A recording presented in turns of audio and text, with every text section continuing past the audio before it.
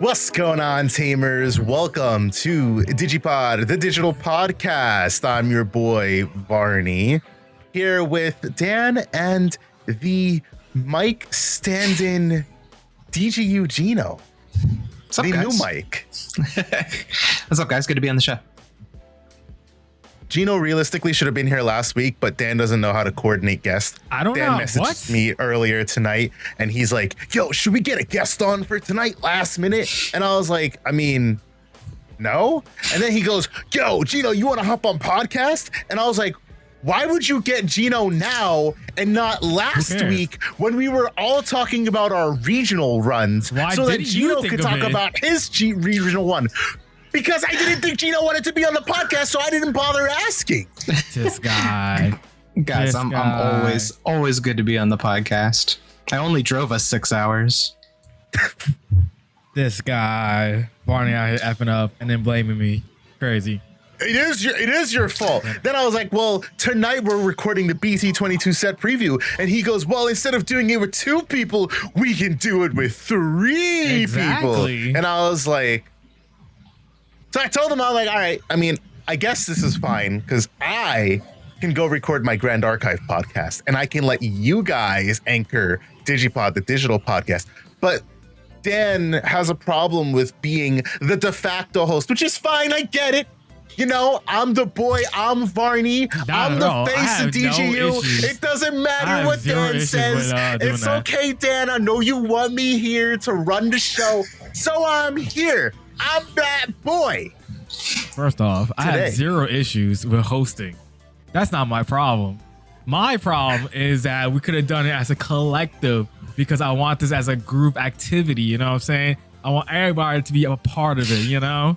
But no, Barney gotta be me, myself, and I over here. Go do a stupid Grand Archive podcast by himself too. You know, like, jeez. Stupid, sir.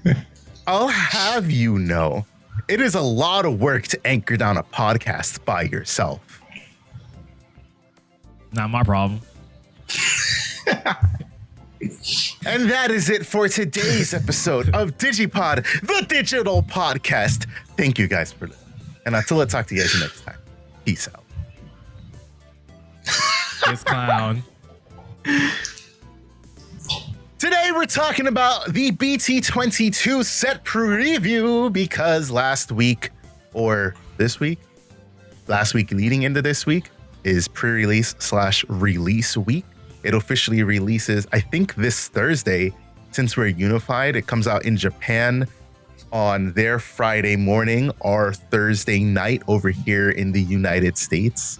So yeah, if you guys were looking to buy cards, you can wait until Thursday night, Friday morning. I guarantee you it happens almost every time. The prices will go down, even if it's very minusculely. But if you don't pick up your cards in that span of Thursday night to somewhere around, I would say Friday afternoon leading into the evening, the cards are going to go up in price. That is a given. So just wait, pre-release prices. If you guys don't know, I feel like I've definitely talked about this in the past, but because people just don't know, like some people don't know, may have new listeners, I'm just going to reiterate. The reason pre-sale period sucks is because if you are not a brick and mortar store on TCG Player, you cannot list your cards. You have to wait until full release. Therefore, the people who are currently dictating the market are LGSs. And that's not a bad thing. But for people like myself, who may have TCG Player stores, who get cases, people who more than myself who get more cases and they have online stores, they will not be able to list their cards for sale until the pre-sale period is over, until the street date, the release date hits. Therefore, it is always more beneficial to wait until release date and then buy your cards. You will find more sellers with more of the same cards. They're going to race each other to the bottom. It always happens. Everybody wants the quick sale. That is why you buy in the first few hours of release. That is why you wait until the morning. If you wait any longer than that, if you wait until nighttime, cards are going to start going. If you wait until the weekend, you're probably screwed. you're probably going to get scuffed by everybody else who was waiting until pre-sale period to buy their cards. So you need to be in the first wave of people who buy their cards. Anyways, before we jump into our BT22 set preview, let's talk about locals. Like I said, pre-release weekend, we run our locals as a constructed pair 6-packs. Feel free to throw them in your deck pre-release, which is what I prefer.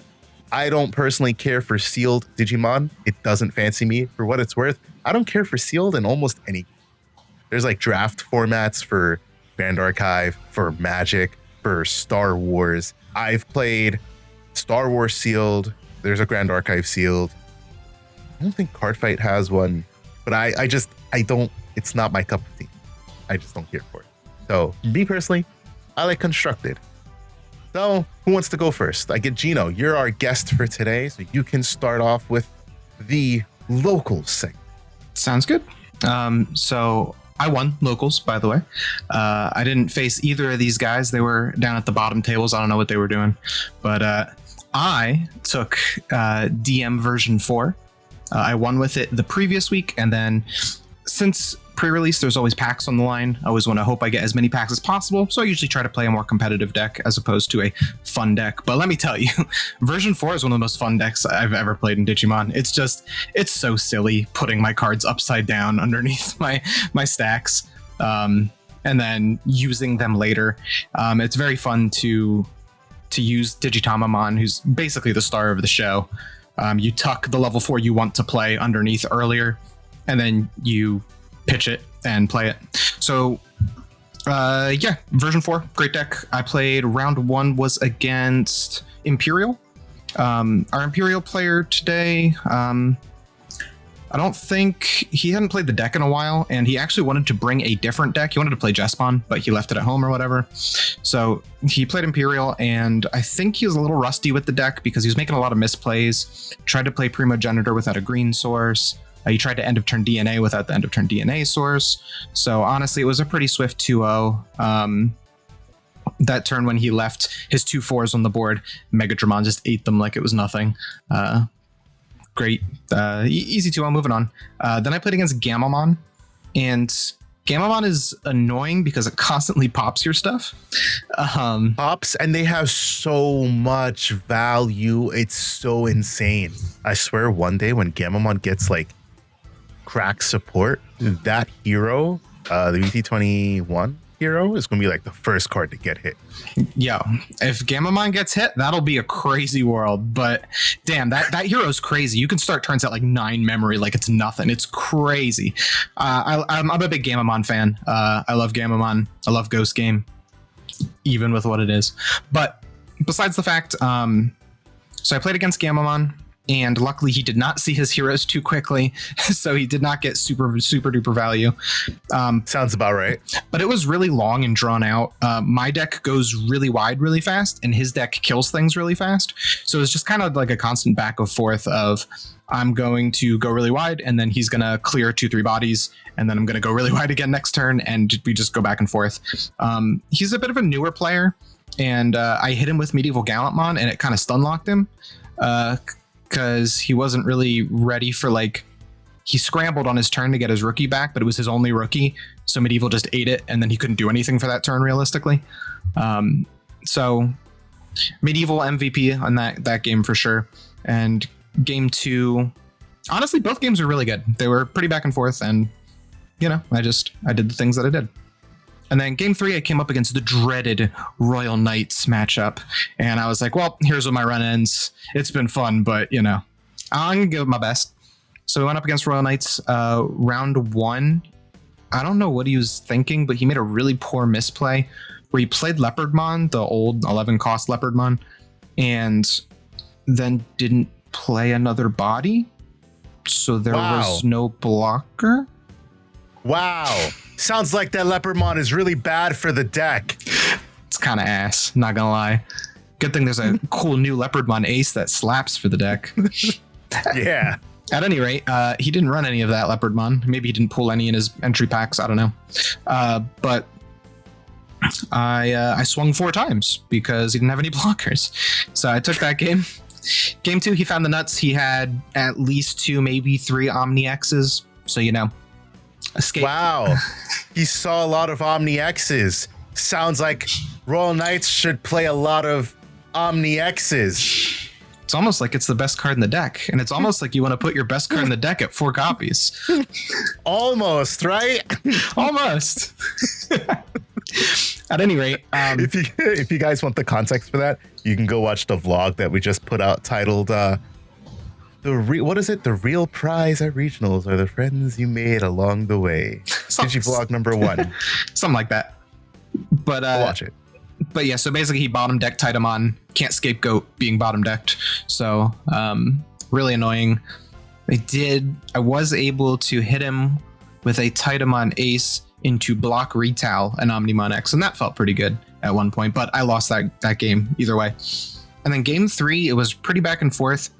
And the last turn, I think he ended with 3 bodies on board. I think it was a Jessmon token, a Jessmon GX, and another body, maybe Jessmon. I don't remember.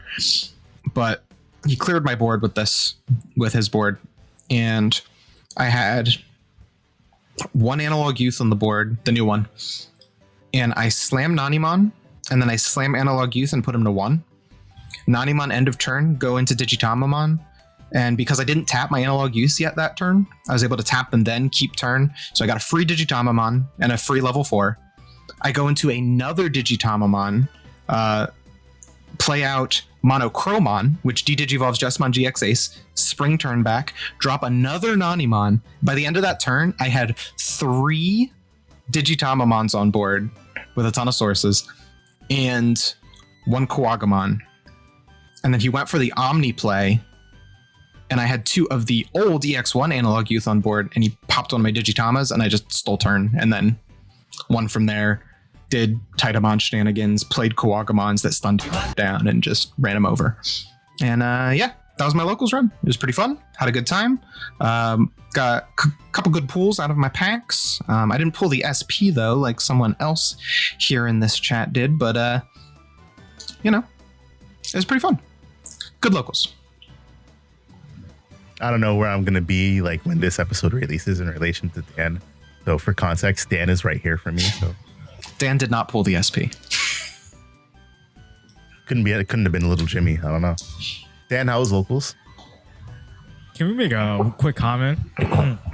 Yeah. This is going to be like the first episode in like about 2 years where there's 3 people on pod that actually went to locals.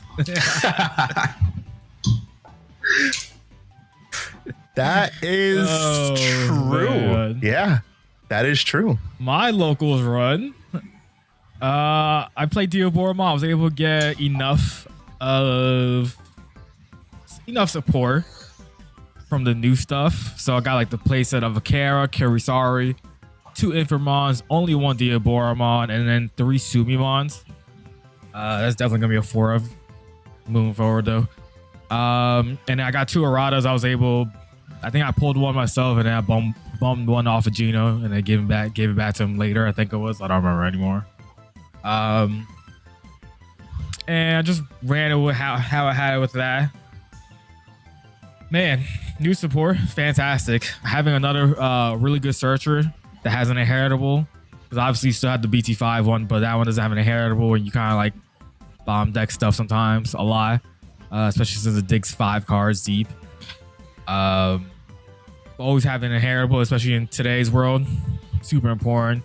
Obviously, new Caramon gives the inheritable of protection by deleting another Diaboromon token. You keep him, doesn't get removed from play. Kurisarimon allows you to, is like the new style of tamer drops, where if you have 1 or less tamers, you can drop a errata. So clutch card, fantastic card. And then the new Infamon, better than I thought it was originally, I think. Being able to pop a play cost 5 or less, and then get that bounce protection and DP protection is cool. I guess because the way that today's game works right now, surprisingly, there's at times where there's a lot of 5 cost things on board. So like in that quick pop that's not your Diaboromon pops, it's kind of important at times, especially when you have new Diaboromon where that thing pops lowest level or lowest play cost, wherever it is. So if you kill something that's weak with Infamon, then you go to that one, you can pop something that's even bigger potentially. So it kind of combo off like that. Pretty cool. Round 1, I play against Barney. He's playing dinos. He updated dinos. He can talk all about dinos.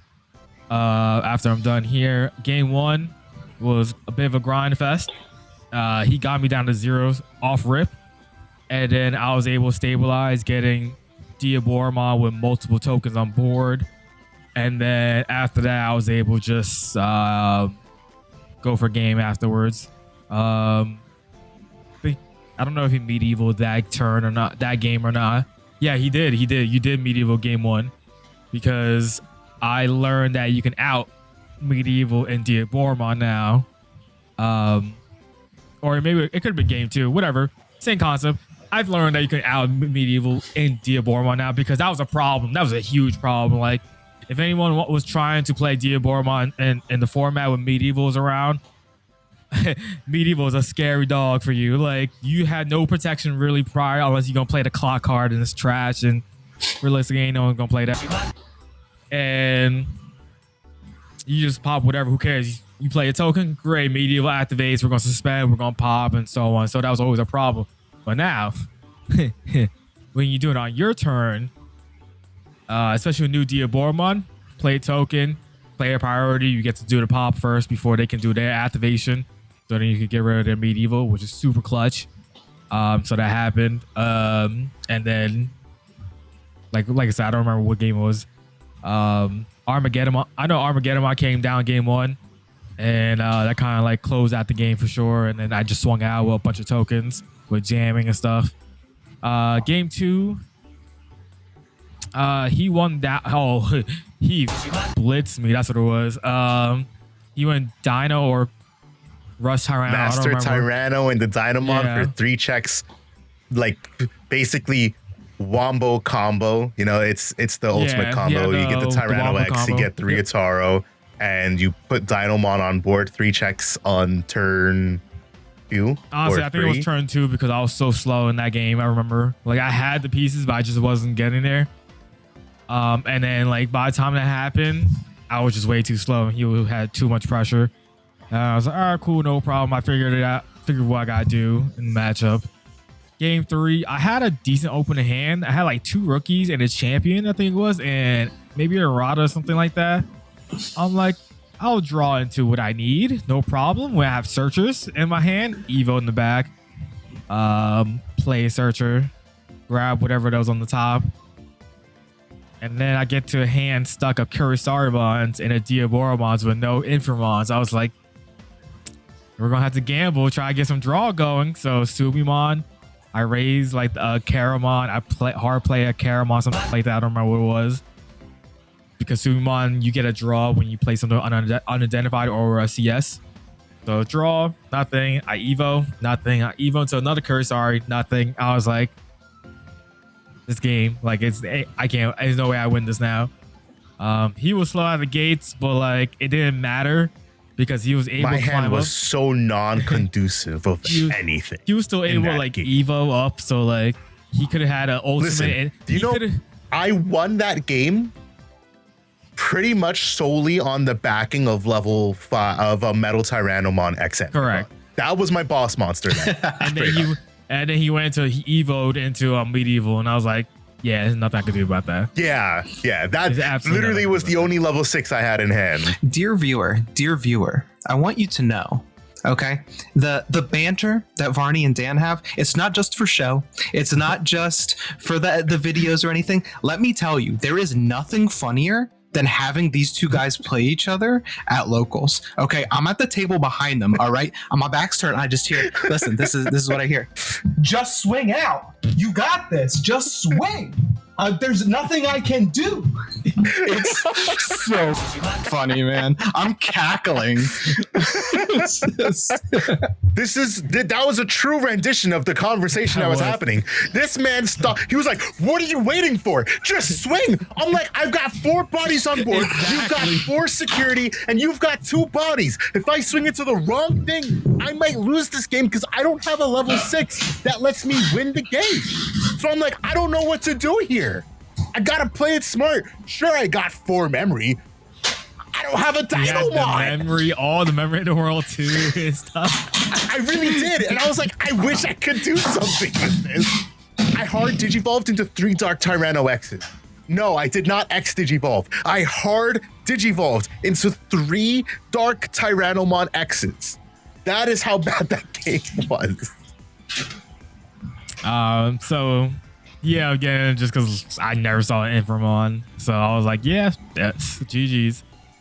Round 2, I played against Dinos again, except this time I was god rolling out here. I had every single piece I could have needed and everything. Yeah,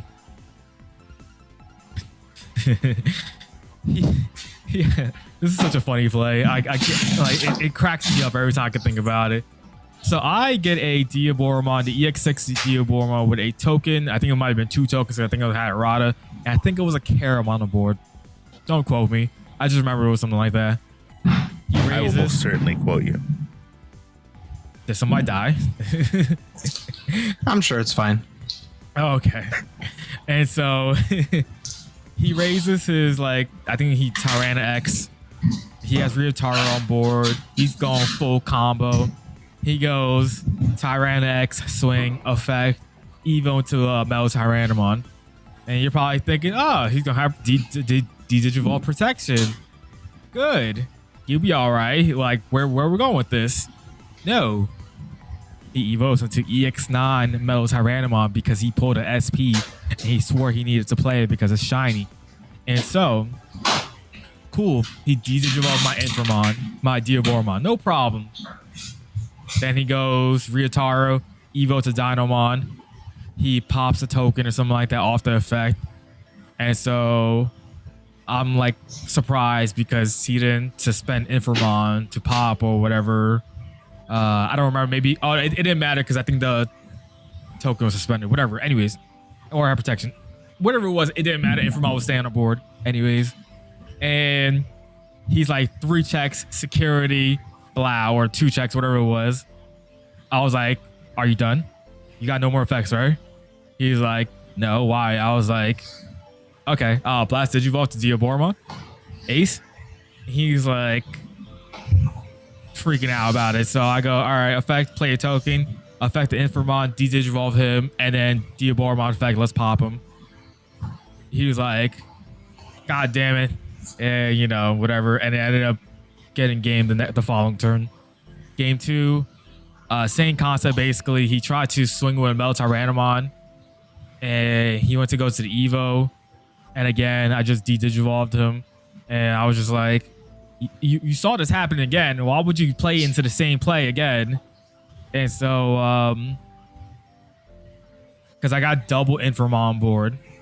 Because I was purposely like kind of like playing with it because I wanted to see what he was going to do. And so he did whatever he did. Got to the Diabor Ace, popped it. And then like it was legit game after that. And then the saltiness came out afterwards.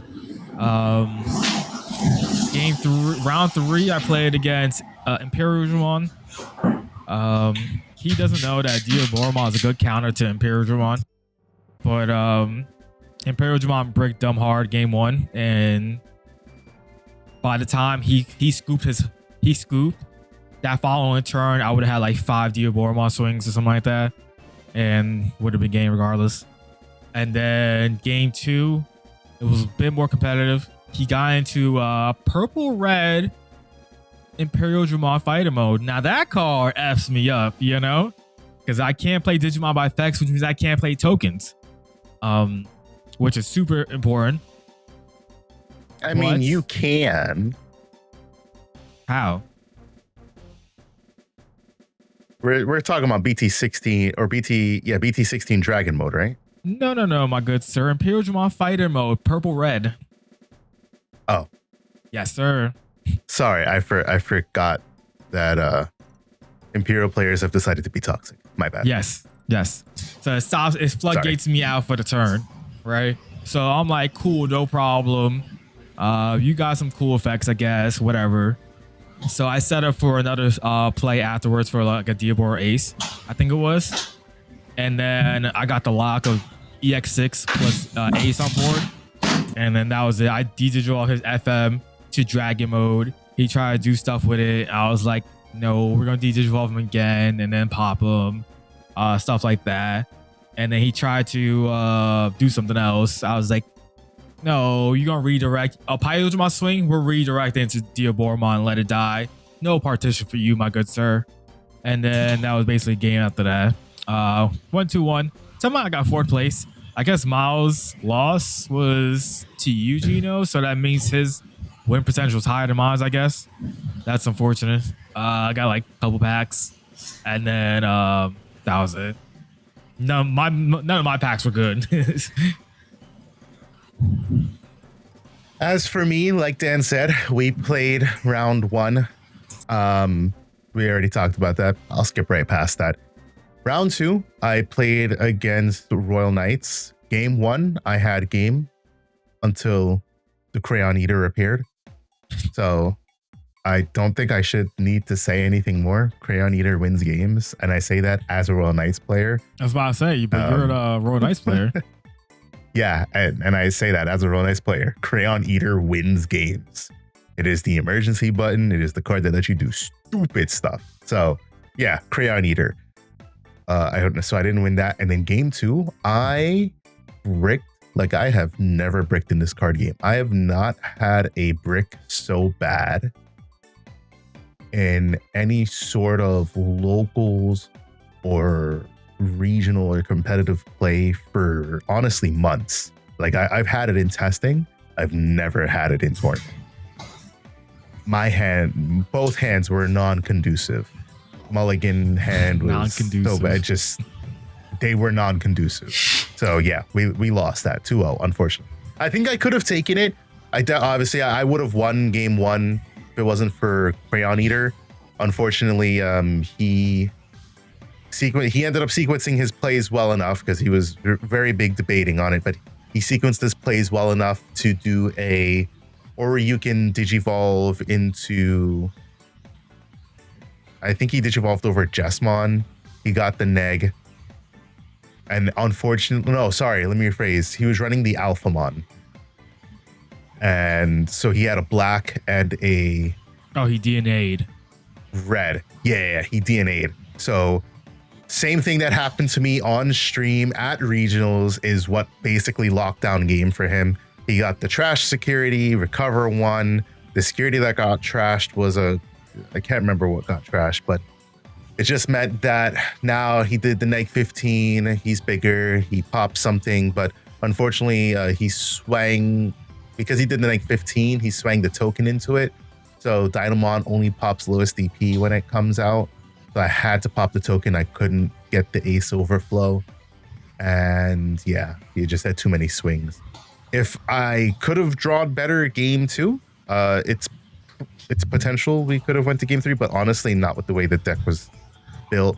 I lost my 3rd round to Gammamon, both very long games, because the Gammamon value engine just means that it doesn't die. It keeps spitting bodies out, and it basically the galaxy issue of having so much memory and resources to work with every turn. So I did lose that because freaking you get so many pops in that deck. I don't understand why that deck pops Digimon. It's actually quite annoying. I put a Tyranomon on board with 2 Agumons and my board was still gone. I was like, how? This is 3 Digimon and Tyranomon has Fortitude. How? And he was able to do it because that's Gammamon. So it was really annoying, to be honest, but it is what it is. My thoughts on Tyranomon. There's a Cards and Coffee video. You guys should have already seen it by the time that this podcast drops. But if you guys watched my Appmon Cards and Coffee video, it is that. I just I came home last night, sat down with all my boxes of BT22, and I went to update a few decks. So I updated Tyranomon first and foremost because it was the deck that I played, and I ranted very heavily about it. And because I don't want to repeat myself, but I'm gonna end up repeating myself. Bandai hates Tyranomon. All right. Bandai has, you can tell when they don't like certain Digimon. Tyranomon is one. Tyranomon has been in the game since the inception of the game. And we got a whole new mega for it, a whole new dino. But the deck is still trash. And let me tell you why the deck is trash.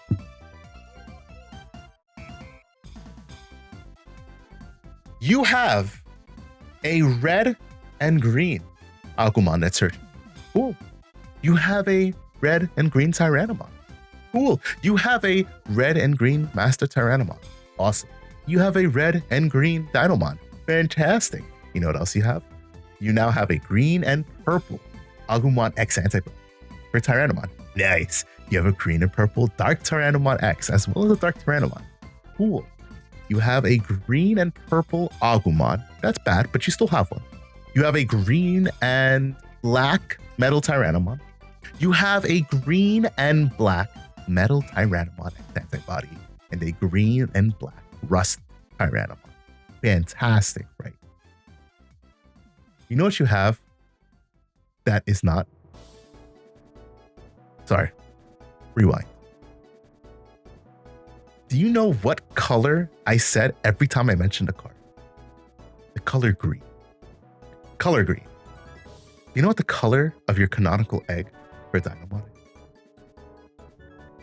Oh, you said green? No. It's not green. It's being red. It's red. It's red. Okay, whatever. We have a green Koromon. We can play that. That's fine. We got a green Koromon. It's not good, but we can play it. Why is Ryutaro mono red? Why is he mono red?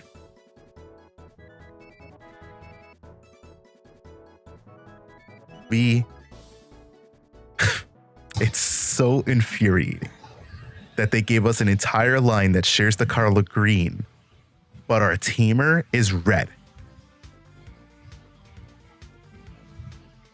You're going to be so tight when the emblem is red. You're going to be so mad. I'm going to be so pissed because you know it's going to be red. And even if they make the new Ryutaro red-green, it doesn't matter because whatever they bring out will not be better than the current Ryutaro we have. Straight up. So. It's overrated. What are you talking about?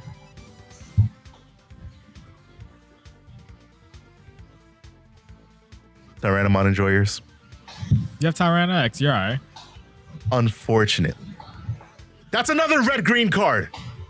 You have Dark Tyranno X. Tyranomon enjoyers. Tyranomon enjoyers. I'm sorry. Our deck has to be spoken in the same vein that we speak about Ragnalord. Don't disrespect that. It's not that bad. Trash! It's definitely not as bad.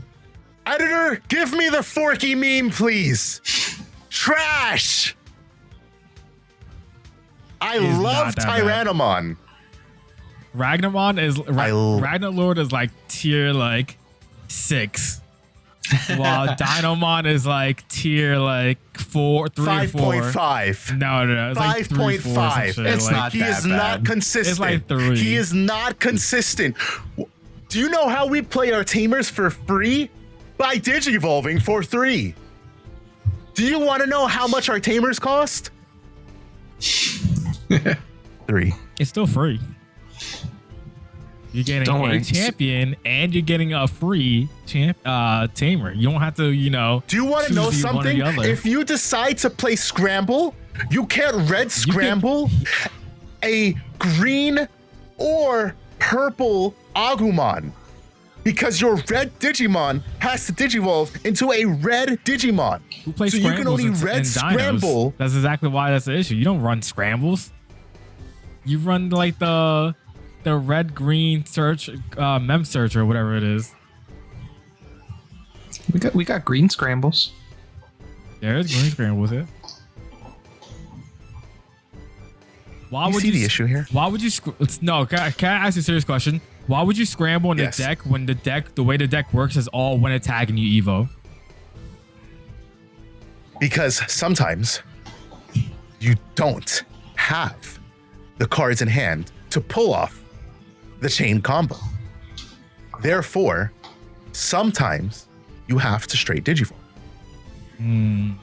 If you don't have a Tyranno X, but you have the Ryotaro, that means you can either swing 4, go into 5, scramble your 4 into the 5, swing 5, go into the 6.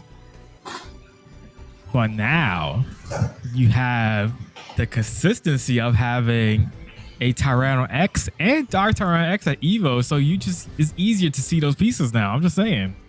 Okay, all right, that's fine. Let's say we don't play Scramble. No, no, straight up. Let's say we don't play Scramble. That's fine. You can't play offense trading because offense trading bottom decks half of your deck. You can play the red green agility searcher, training, or you can run the red black searcher. Pause. You can play agility training, but you cannot pull your only tamer in the deck. You can run memory boost, but then you can't pull your tamer.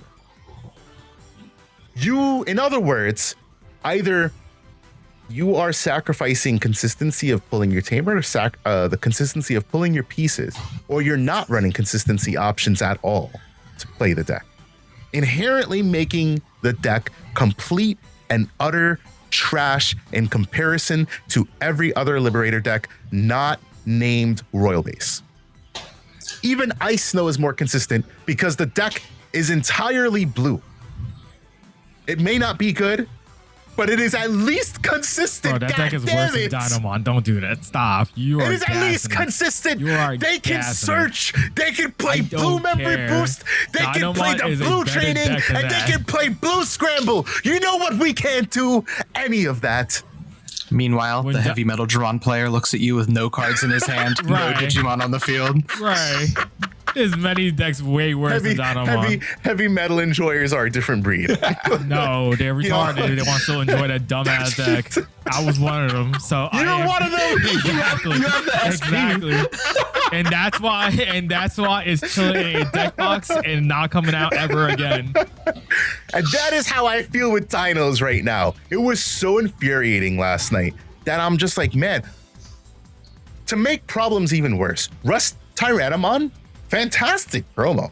Do you know what it doesn't have? Fortitude. Why? Gino, why doesn't it have Fortitude? It would be too good. Why if it doesn't had it do? They could take away some of the keywords. What does it have? Collision piercing blocker? Yeah. He's a rust bucket. The moment he falls, he's never coming back up. How he's going to have Fortitude, man? You know what? Respect. You know Rusty. what? You got that one. You got that one. Lore-wise, accurate. You got that one, Chief.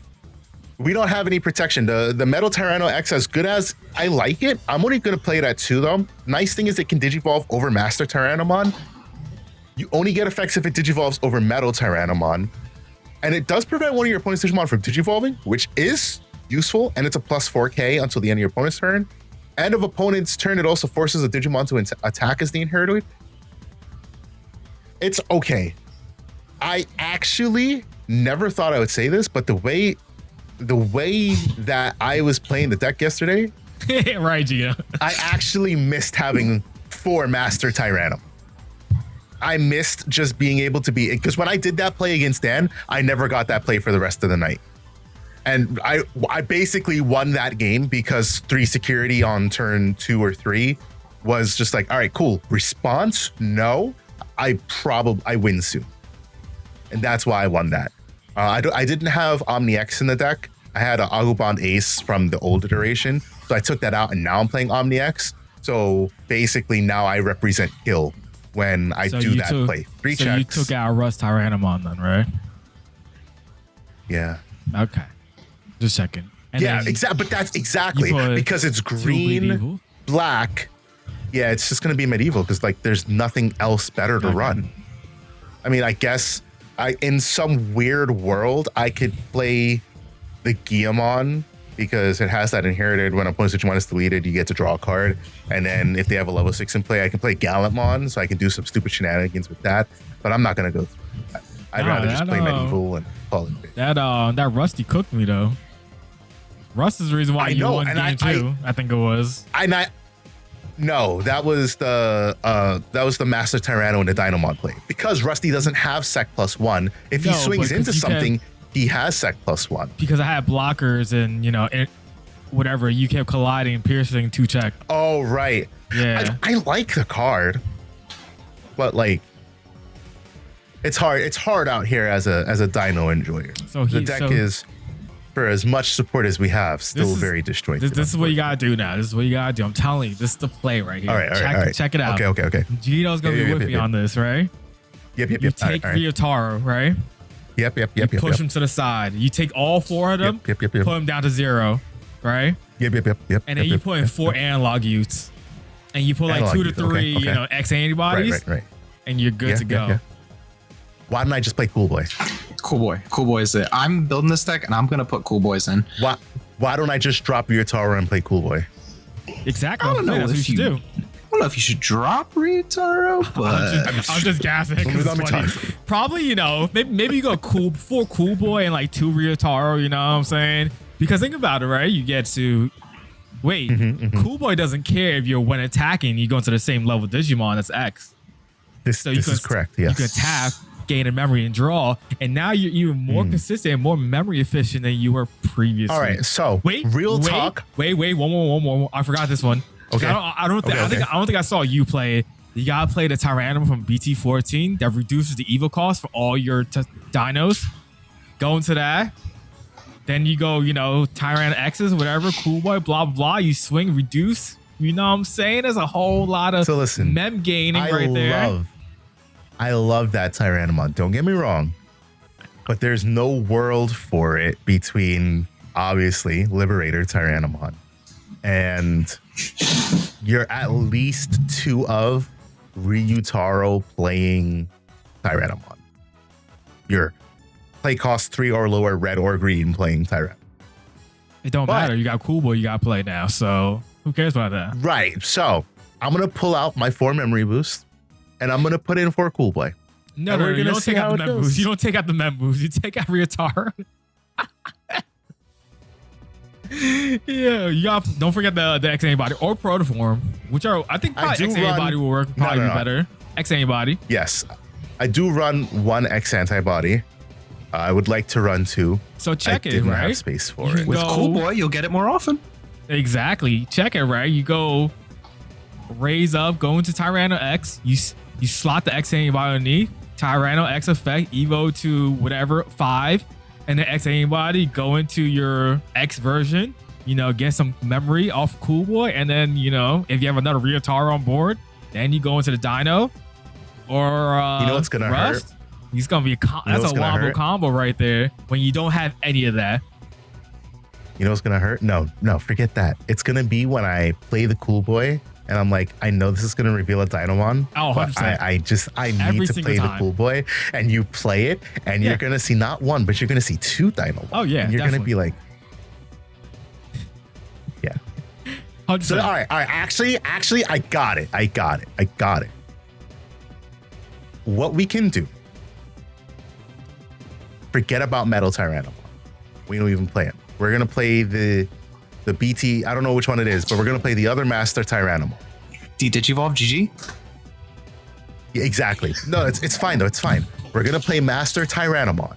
We're gonna have 8 Sec +1 inheritables, and instead of playing Rusty or Medieval, we're just gonna play 2 X antibody, and we're gonna play 3 Gallantmon X, 4 Dynomon, and 3 Gallantmon. And represents 4 checks, all right? Let me introduce you to Dorbikmon. You might as well. Hey, Dorbik is pretty good. If you think about it. That's easy 5 different names in that. Hey, you can kill it turn 0 with Dorbik. Just saying. Yeah. This is true. You could hand dump on your turn 1 and potentially kill. All right, this is true. Here's the play then. All right. Take out everything we just said. Yeah. Run 4 Dorbik. Call it a day, and just play Dorbik OTK. You don't have to think. You just play a bunch of fireballs or whatever. Get some draws. Hard drop that boy for 3. swing, sec attack +4 on suspense, swing, Omni X game. GG. I'm just saying. I'm surprised you haven't tried Dorp OTK recently. You've become that type of player. It's not my type of deck, though. I don't really care for Dorpic. Yeah. Takuya go burr, man. I got this Aldermon swinging at like 14k, 3 checks. Delete me. GG next turn, beach. So Dorpic delete me. Yeah, sure, if you win that turn. That's the point of it. Yeah, exactly. I'm not that good. No. I'm not God Hand Gino, you know what I mean? I'm not GHG. Who, me? No. That's why you run 4 fireballs, 4 of the eyes in the sky, where the hell that card is called. I forget what it is. Heroes of the Sky. Is it High Five the Sky? We're playing Yu-Gi-Oh now. Like, I don't know what it is. I forget what the name of it. And then you played what else? I forget what else. But you play other stuff, all the draw power you need in the deck, Just saying. We're at that point in this podcast where I tell you guys, if you like this podcast, you should drop a like. You should. You should subscribe so that you know when future podcasts come out. Hit the notification bell. That's important. You'll get the ding right to your phone. And most important, you need to stop what you're doing right now and at this very moment. Go in the comments and tell me whether or not you are a Tyranomon. If you are a Tyranomon enjoyer. Whether or not is Dan coping or is Dan got some valid points on playing Cool Boys in and out. I'm telling you, Let Cool us Boy know is in the the wave. comments down below. Oh, man. And after you do that, come back to this video because now we're about to hop into our BT22 set preview. Woo. So, drum roll, please, editor. No, pop some confetti.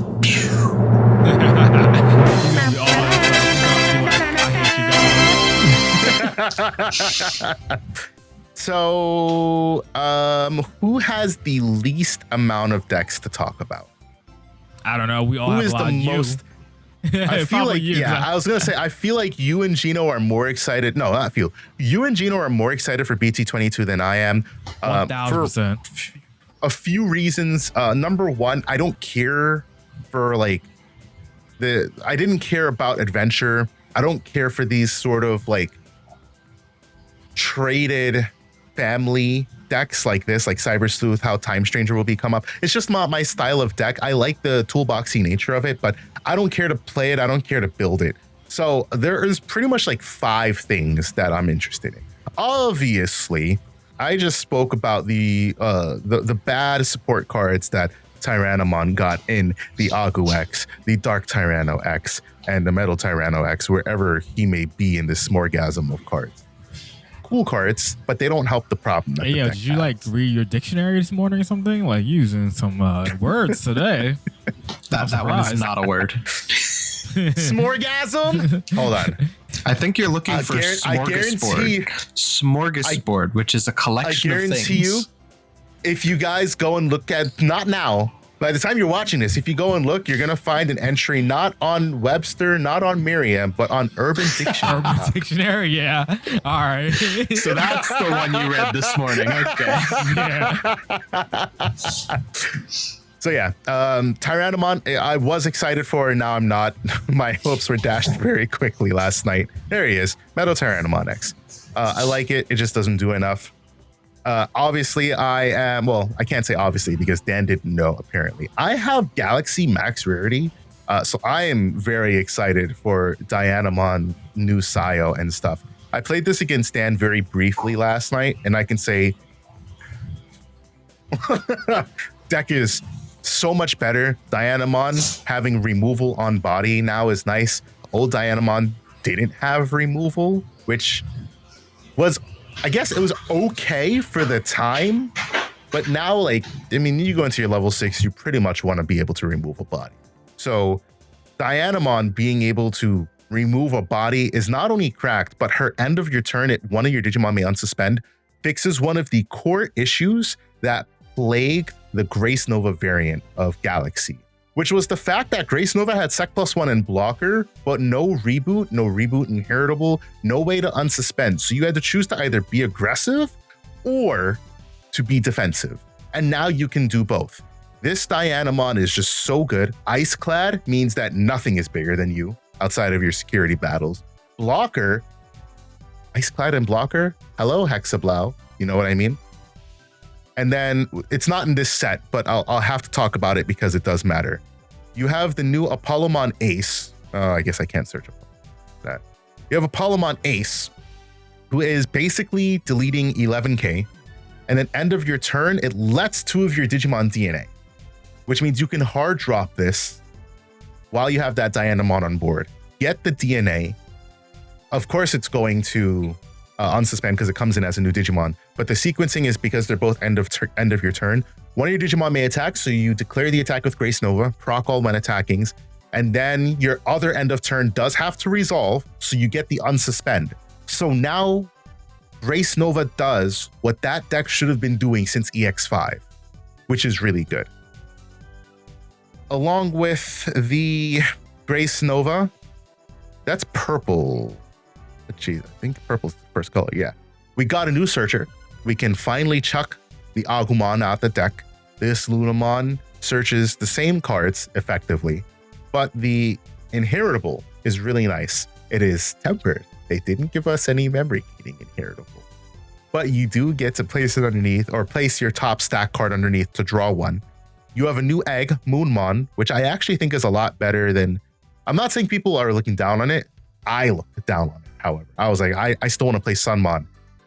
I think I actually want to split this going 3 on this and 2 on Sunmon, if not 4 of this, because draw one, trash one, filter, baby. And especially because what Sayo does in this deck now, Sayo basically allows you, as long as you have 2 same level stacks or same level cards in source, right? 2 same level, and it's stack. Stack meaning it can be a level 5 Crescimon with a level 5 in source. When that attacks, you can digivolve from your trash, reducing cost by 2. Purple is a good color. Really, that's what it boils down to at the end of the day. Galaxy just got access to purple. That's really what that means. Your Lekismon plays you your tamer, but it only plays you a differently named tamer. I did this against Dan. He was like, how the hell did you play Kaio and So? Or so, the dyslexia is kicking in. It's what's it called? Ko and Sayo. There we go. How did you play the Ko and Sayo? You have a Sayo and Ko, and I was like, that's 2 different names, homies. 2 different names. God, I pray to God, to all heavens of Bandai, please just get rid of those tamers already. Just both of them gotta go. So effectively, what Lekismon serves you in the deck is 2 purposes. 1, or 3 purposes actually. 1, it plays you 1 of each tamer. 2, it gives you a protection inheritable. 3, probably most importantly, it lets you not draw as much. And I say that, and it's just crazy. I hated the fact that like every time I did like the regress, all I had was a Tyranomon, because this was my old version of the deck. All I had was Tyranomon or whatever the other one is called that I'm forgetting. So every time I digivolved, I had to search, and my deck just kept getting thinner and thinner and thinner and thinner. And I literally was at the point where I don't need to search. Can this search be optional, please? I really don't want to search.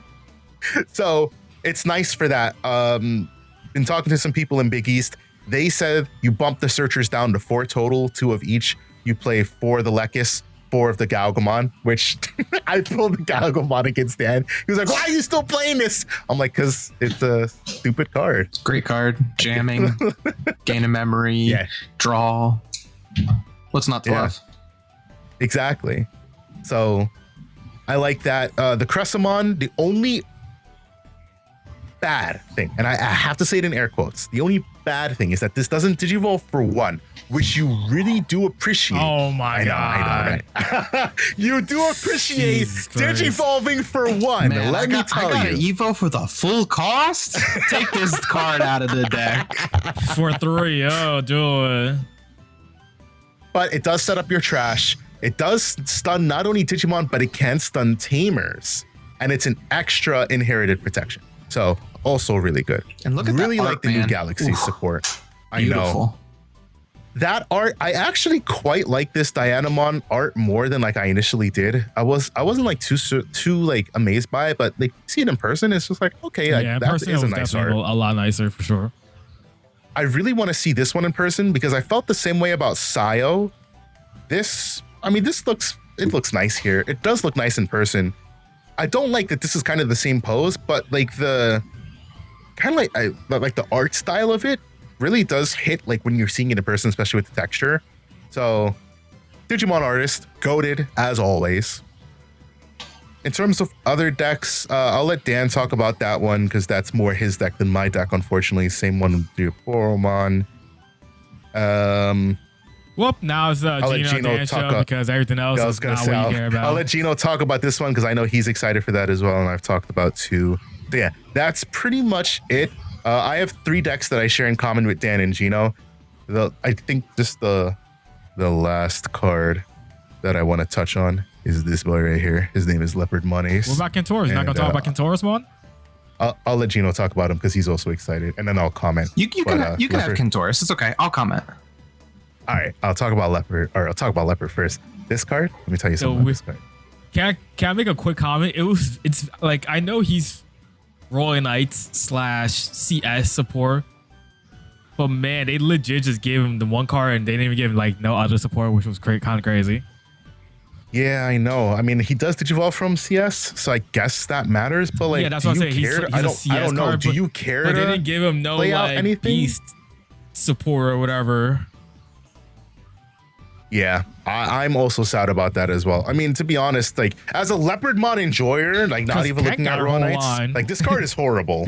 Canourusmon got a whole line. You tell me Leopardmon couldn't get a whole line? That was crazy. Yeah, like, that's really strange because like neither of them Evo in Cyber Sleuth. Like they're just the Royal Knights.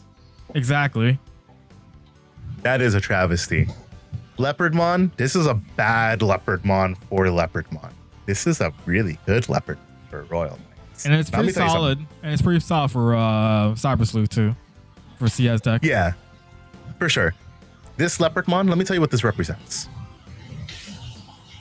This Leopardmon says you should play more Omekamon in your deck. He's only going to play a 5k or lower, which are all your Omekamons. However, it is not color restricted. So just like you can play the Omekamons, you can also play Sistermon Blanc. In other words, if you felt like you might have been struggling for consistency in Royal Knights, if our Purge gets hit or Last Guardian gets hit, just play Sistermons or play more Omekamons because this plays them for free. So you get 2 bodies for the cost of 1, gives them blocker, and then when any of your other Digimon would leave the battle area, right? It's a good thing it says that text, but when any of your other Digimon would leave the battle area, gain 2 memory. If you play this and like a Magnamon, and they both live until your next turn. Oh boy, we just got a memory setter. I'm not going to play this at 4. I think playing this at 4 is the wrong move, but I like 2 to 3. This is way better than the BT13 Leopardmon because that Leopardmon is a main and a when digivolving, meaning that you have to be able to play it, keep turn, and then play something out. But it only reduces play cost by 4. And really the only thing that you're reducing in Royal Knights, if you've already played that off the King Drazel cost reduction, is Magnamon for 3. There is nothing else that you can play that is worth the cost. You're going to play a Jesmon for 7? I guess you can. By the time you want to be playing Leopardmon for free, you should probably be locking up the game already. This Leopardmon, though, my opinion, it's really good. There's a couple cool things you can do too. If you want to run Floodgates in Royal Knights, he plays your Floodgate against your opponent. If you want to play, I saw some people running the Effectmon, which is the red Appmon in this, that pops Floodgates. So if your opponent has, maybe they have the memory blocker Floodgate and you really want to purge this turn, you can do Effectmon right here. So Leopardmon into effect and pop. People are playing this now because it's a 4-drop Floodgate popper. So expect to see, this is your new Royal Knight. And it has a security effect? Plus it's a security effect to play it out too. Ooh. I like that. I like that a lot. Yeah, for sure.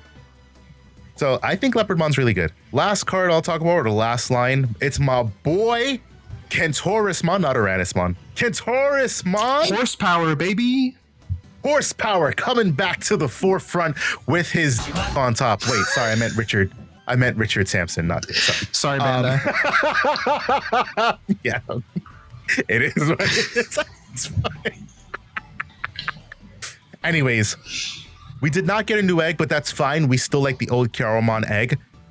This Canourusmon and its line, crack. We didn't get a Kudamon? No, we didn't. Huh. Okay. They say you got enough Kudamons. Yeah, right. So Repamon, really nice. Why is this card nice? Because it's Garomon. When effects trash it, play it. On play, -3.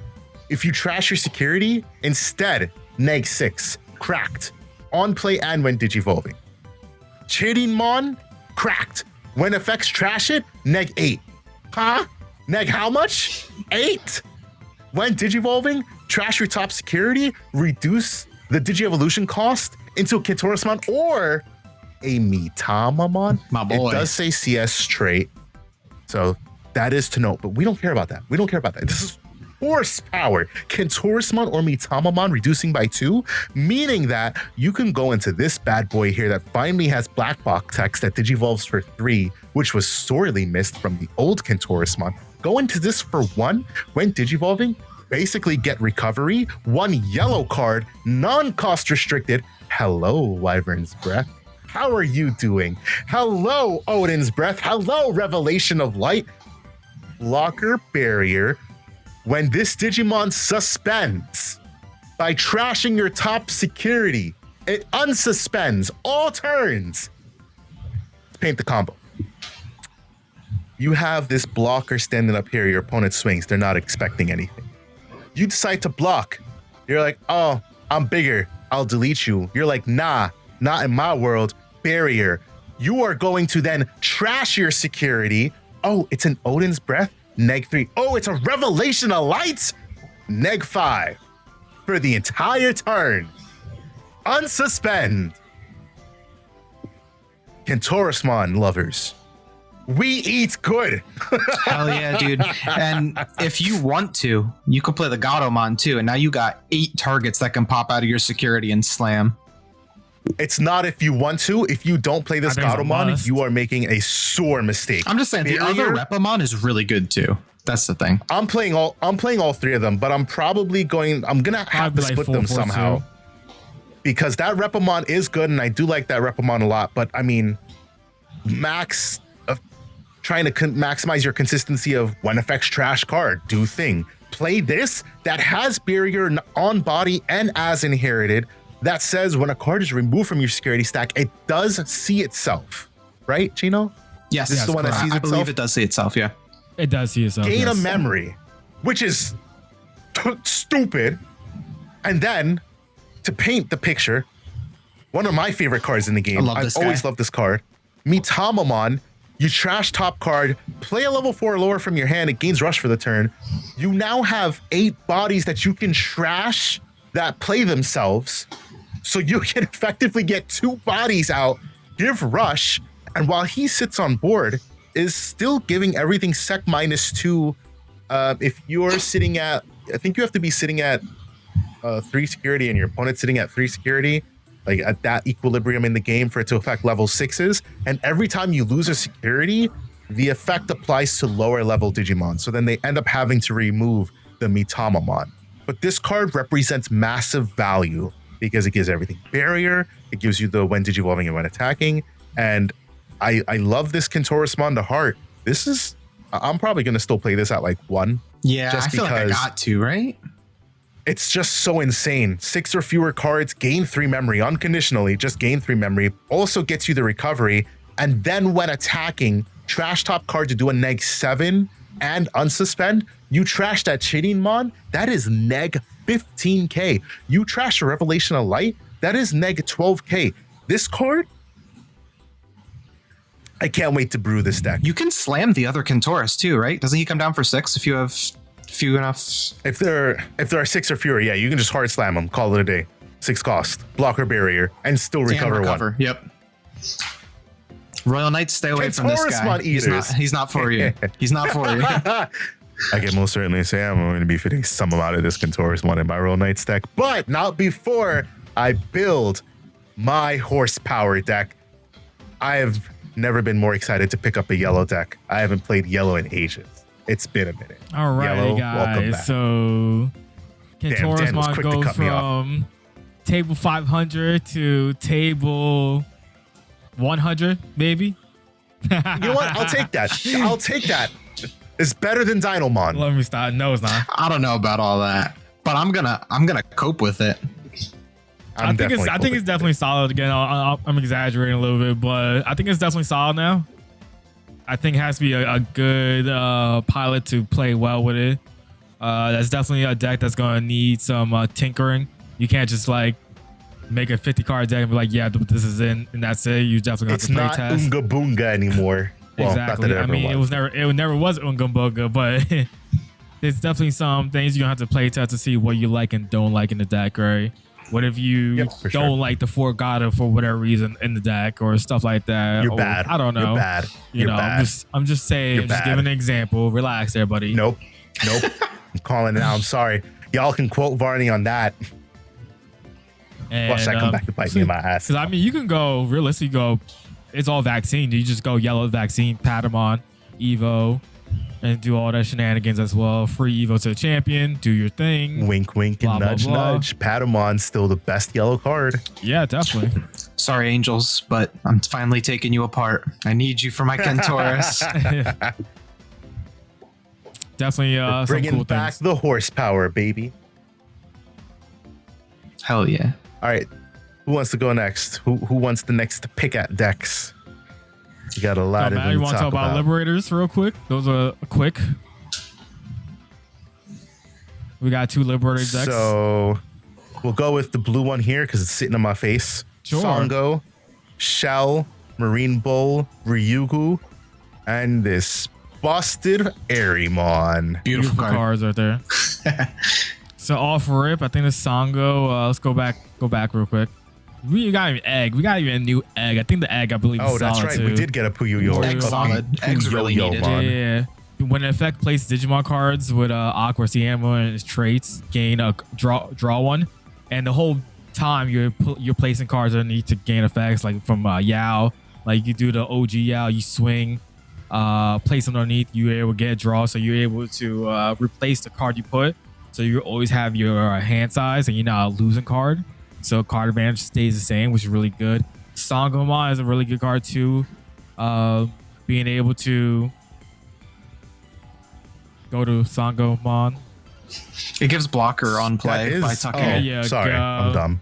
Yeah, on play. I was like, it is on Sangomon. I was looking. This Digimon is the bottom Digimon card. Any of your other Digimon gains blocker and can't be deleted. So it's both in one. So it's Crabmon plus Crab X all in one if you think about it. Which is while giving jamming. While giving jamming as a inheritable, yeah. So, you know, if you have your stack already set up, you could just place this and you just do shenanigans really good. Also, procs the Poyoyomon if you have that set up too. Like, you do a lot of cool things with it. The Shellmon 3-cost draw is really good. Shellmon has decode on bias, the first level 4 that has decode to play at level 3, which is pretty cool. And then you're able to place a level 5 or lower Digimon with Aquasimo source. Pretty good. I like that better as an inheritable at the 4 instead of your 5, because you want your 5 to do more things. Like, I always thought the old Marine Bullmon sucked to me because that's all it did. And I always wanted more out of my 5 to do things. So it's good that as a 4 it has as well. Mind you, still have your other Shellmons. You have your promo Shellmon. You have the Shellmon that plays your Yao. So this is a good complementary piece to that equation of what's going on. For sure. Jam inheritable, really good. Then you have the Marine Bull one, this one's pretty solid too. If you have Yao, by placing one Shellmon from trash as any of your Sangomon's evolution, you Evo for 3. So the fact that you can grab a Shellmon from trash, not just from your hand, is pretty good if you think about it. Kind of be able to go from a 3 to a 5 for 3 is kind of good value. Think about it. Pretty good. You're only level 4 in hand. You use last turn, got deleted, but you have rookie Yao. Yeah, exactly. Cool. Pretty good. Thanks, bud. Especially with an upcoming card. This is just like the original runs of the Ghost game decks. They all had their 5s, all did this.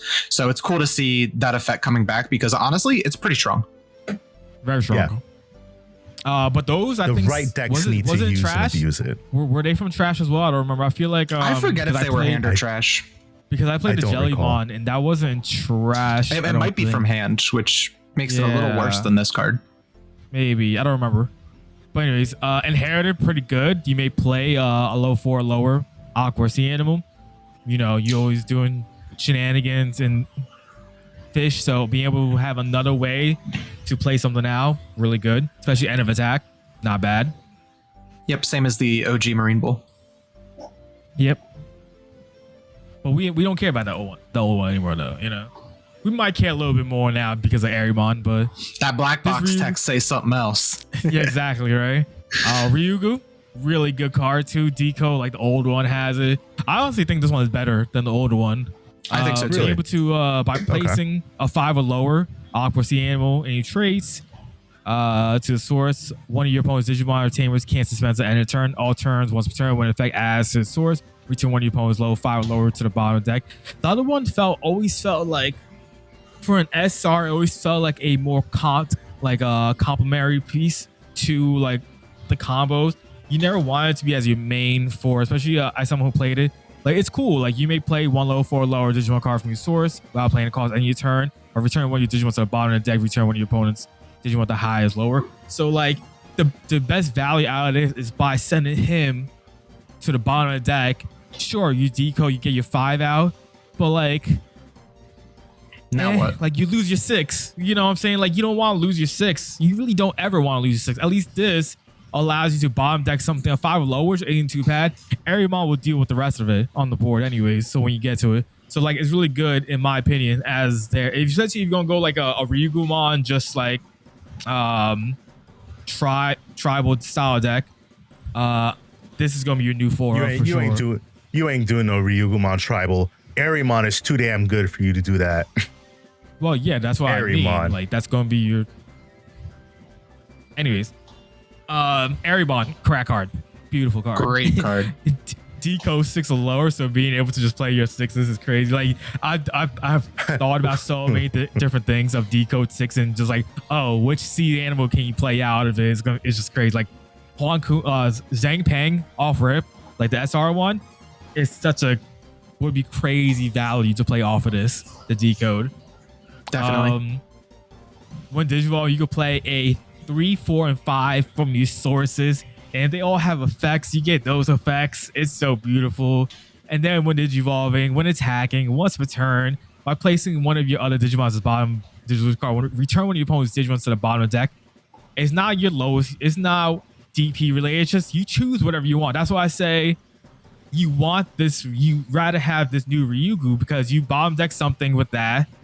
With low 5 or lower, who cares? If they have a 6, great. This will deal with it eventually, and you don't have to worry about the OG Ryugumon and having to lose your 6.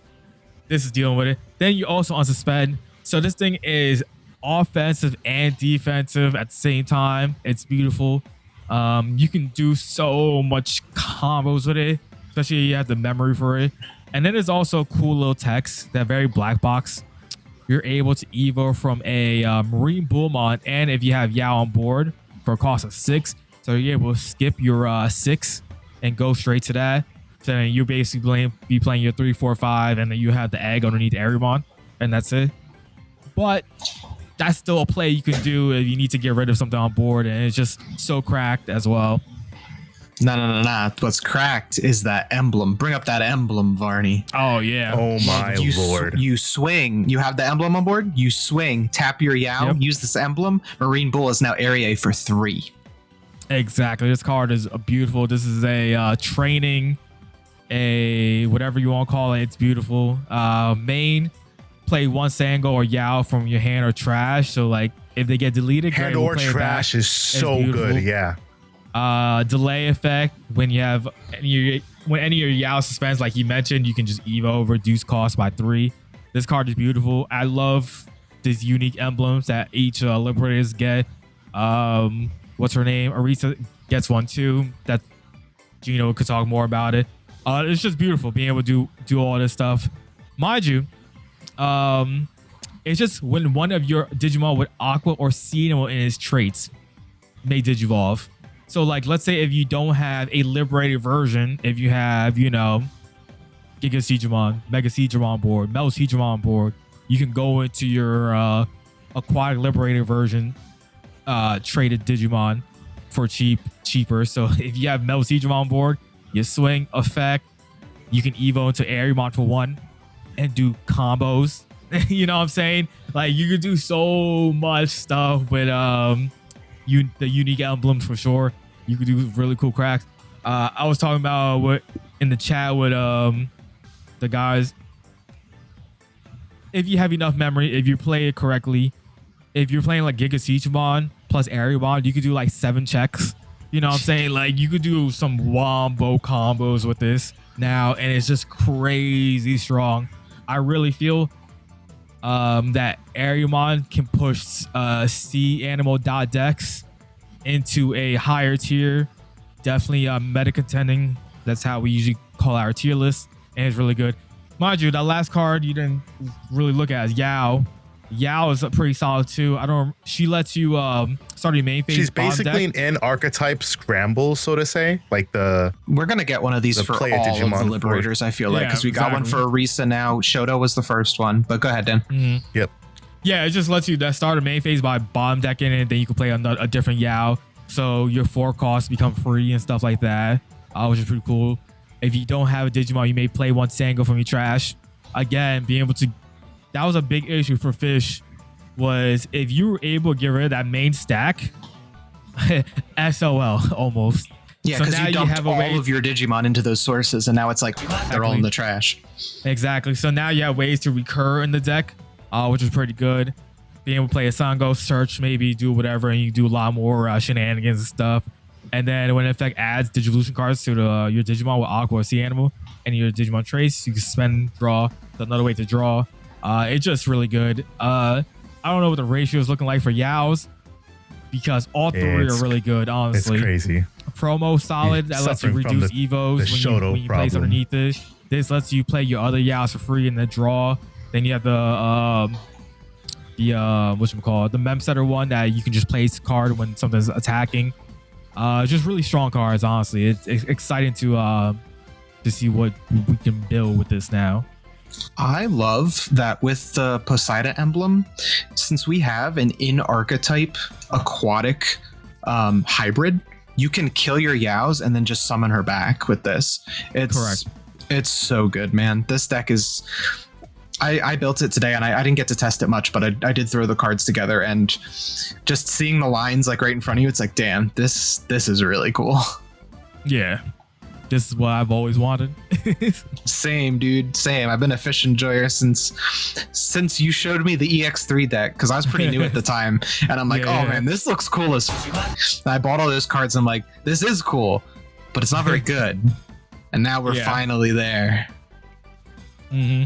I am no fish enjoyer as much as I am a Liberator deck enjoyer. I've tried almost all. I either have tried or have bought the cards for every Liberator deck, because I like Liberator a lot. I like the concept of what it's doing and everything. So unfortunately, I'm not an OG fish enjoyer, but I am a supreme enjoyer of good Liberator decks. Technically, Royal Knights was the first good Liberator deck. Just no. Take your cool boy and your crane eater and go away. So I'm excited for the first truly good Liberator deck. If you don't count Kaguya because of the short period, it could. Kaguya was a good deck, Daniel. Right. So it's not technically the first good deck since it was out before. I'm just saying because it was just one. We had this very short period, a month. It got one top in the month. So I guess, it was the first one. I guess you are right. But I am excited for another good Liberator deck. Even though it's a blue deck, Blue decks are the bane of my existence. It is a Liberator deck, and I will support it.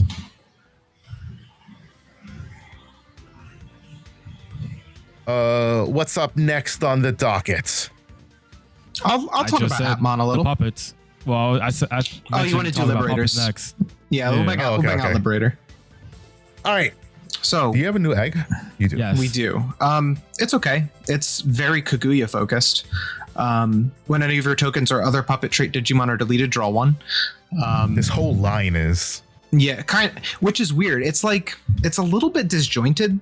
This wave of support for puppets, because it's like a lot of the cards want you to play into Centralmon and Centralmon stuff, but like the Centralmon stuff is just not as good as the Kaguyamon stuff. So it's like, ooh, like I can go into Nyabootmon, but then I'm losing my all turns of Kaguya. I'm losing my free play, my level 4 every turn from Kaguya, and it's like it's a little bit disjointed. I feel like I'm gonna have to really dig into this deck and figure out how I want to build it. And you'll have to do the same if you're interested in puppets. But I like being able to draw on my attack, because this requires you to lose a resource to draw, whereas your attack might not let you. You have barrier, whatever, you neg security a lot, so you can draw off the attack. Canourusmon's okay. I think it could be a 5th egg if you want. Shumon, we got on play on deletion. One of your Digimon with the puppet trait gains blocker until your opponent's turn end. Again, Kaguya already does this for all of your puppet trait Digimon just by being on the field. So again, this is kind of leaning into the central Nyaboot line, I feel like. Inherent effect, I think, is when attacking neg 2K, which is nice. Same thing as the Shushu. Which is good because it gives you more removal, because the deck is really kind of level removal unless you're building central. Again, this is why all these cards feel kind of centrally, but they're all on deletion, so they're focused on getting you using your overclock a lot, which is Nyaboot also has overclock. So on delete, you may play a level 3 Digimon card with the puppet trait from your hand without paying the cost. Pretty self-explanatory what it does there. Solid, not bad. But like all the other Shushus are really good. Now Chapero's way better. Chaperone is interesting. It's just like the Marine Bull we just talked about. She's a warper, so you can grab yourself a Shushu from your trash to warp into Chaperone. And let me tell you, in a puppet deck, you always got a Shushu in trash, so you can always warp into Chaperone, which might be worth it. Of course, you need Arisa on field to do it. She's got overclock, which is nice. And then she's got the protection inherit that all the level 5 puppets have had traditionally. It's okay. It's pretty much there so that you can warp and then go straight in Nyaboot. Yep. Now, Sendril, I really like this Sendril. I think this Sendril might actually replace the is that EX6 or EX7? EX7, the one that has overclock, start of main, make token, and then it's like a neg 6, I think. This one might replace that in some builds, especially if you're staying Kaguya focused, because having this on board means anytime something dies, you get to summon another familiar, which is really good, and it lets you keep doing Kaguyas, so you'll have a Kaguya effect basically every turn. There'll always be a familiar token that is blocking, which is really nice. I like this Sendril. I don't think it's the best Sendril, but I think in a Kaguya focus build, you might want to run 1 or 2 copies of this. I'm gonna cut Gino off here real quick. I'm gonna say, hey Dan, remember on the tier list when I had Sendril and Kaguya as 2 separate decks? And you were like, why you got them as 2 separate decks? And I said, because you agreed with me, but I'm just saying. So for the audience, I said, if you're gonna play this, you didn't agree with me? I thought you did. No.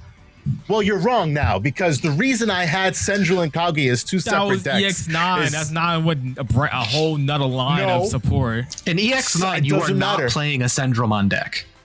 I said, if you are going to play Sendril, you shouldn't, because this deck is trash. However, if you are going to play Kaguya, now this deck is good. And this line just like feeds right into that. You're reading a card. Sendril? Kaguya? Yeah, I mean, that's what I said. Sendril became Kaguya, and it's a Kaguyamon deck, not a Sendril deck. No. You will still have people trying to cook Sendril in the lab. Dan. Nyaboot, my boy Nyaboot. Puss in Boots, baby. I'm telling you, And they'll be in the table 500s with the rest of the people. Yeah, exactly. I'm gonna tell you now. I'm gonna call it. All the level 7 Liberator Digimon are going to be Disney themed. We got Ariamon, that's Ariel, the Little Mermaid. This one's Puss in Boots. I'm telling you, Zafaga's gonna be Mickey Mouse. Anyway, so no, Donald Duck. It's Donald Duck. Yeah, because he's a bird, right? Yeah. All right, so anyway, Nyabumon, he's got Overclock, of course, and he warps from a Chaperone while you have Arisa on field. On Evo, you get to play a level 4 puppet from hand without paying the cost, and then you get to neg 3, unfortunately only to one body for each of your Digimon. So you want to go wide, but it's really only single target removal. This would be a lot better if you could spread it around. All turns, when any of your other Digimon are deleted, you basically get to play another level 4 puppet. But you also get to neg 3 again for each of your bodies. So it's kind of cool that you're going to have constant removal with this card. This is definitely one that I'm going to have to just sit down and play with and see how it goes. Because again, it feels awkward playing it with Kaguya, but it feels like it could be really good in Central when you have so many tokens out on the field. Be like, boom, I'm going to hit something with 15k. We're going to overclock. And then boom, I'm going to hit something else with another 12 or 15k. So I feel like this Nyabu could be pretty good. I like it. I mean, I'm a fan of this card. I grabbed them all up from Dan. Dan's like, I'm not going to play this deck. I'm like, give me those Nyaboots. We're going to try and make those work. I actually think this was really good with Kaguya because Kaguya is going to end of your turn play you a body. So it's not the first thing you want to go into. And obviously you never want to Digivolve over Kaguya. But on your next turn, if Kaguya lives and you have that level 4 that lived, or you have one coming up from raising, just going into the 5, obviously you have to have Arisa. If you have the Chaperone, you can just go straight into this. You're going to play out a body, do the negs, and then Kaguya is going to play out a body. So that's going to give you 4 bodies. When one of those bodies inevitably die, probably via you're going overclock. to get to, yeah, exactly, by overclock decks, that does matter. You then get to do another neg, play another body, and then on your opponent's turn, you now representing not only lowest, I think it's lowest level deletion, you are now also representing, with 4 bodies on board, neg 12, which is cracked. Straight up, you might cut Central out so that you have spaces for Nyabu, and then just warp from Chaperone, so That's that instead of exactly what I was thinking. Instead of having your Central and your Kaguya on board, you have Kaguya and Nyabu, and now you're That's doing. What I thought of as someone who's a an outsider of that deck, because I don't care about it. I've always thought it was whatever. Honestly, the whole goal, like, I feel like the goal currently in Kaguya is try to get double stacks and then control board. Like, that's the goal. You want to get to the 1. You want to hope to get to keep that 1 alive, and then usually you try to have like a champion or rookie and get that second 1 to evo up to the chain to get to that. So instead of going to a double Kaguya, you go into a Kaguya and then to this Nyabu. Now you're just basically full board control, and then the following turns you just start swinging out and overclocking, attacking as much as possible and stuff. Is stupidly oppressive. The only way you can remove this is pretty much either by battle, which is impossible still because blockers exist. They have blockers. I was gonna get there. Barrier. They have this inherit, which just any leave battle area, even battle. Yep. Oh, right. Yeah, sorry. So yeah, you can't remove them by battle. You can't delete them. You can't bounce them. For what it's worth, you kind of can't even DP reduce them because you still get to do this effect. Now, depending on what you DP reduce, obviously that body won't get effects. Like if you DP reduce the Kaguya, it won't get the deletion effect. But it can still like delete something, which can matter for other reasons. So de-digivolve, the removal that for some reason almost like a lot of Digimon decks are getting access to, and I don't know why. Like that's like one of those keywords I wish like stayed in black and they didn't splash black just to give de-digivolve. The beautiful comeback of Dexmon. Yeah. You know what? Let's do a quick market segment. I feel like this is completely necessary here. Not really.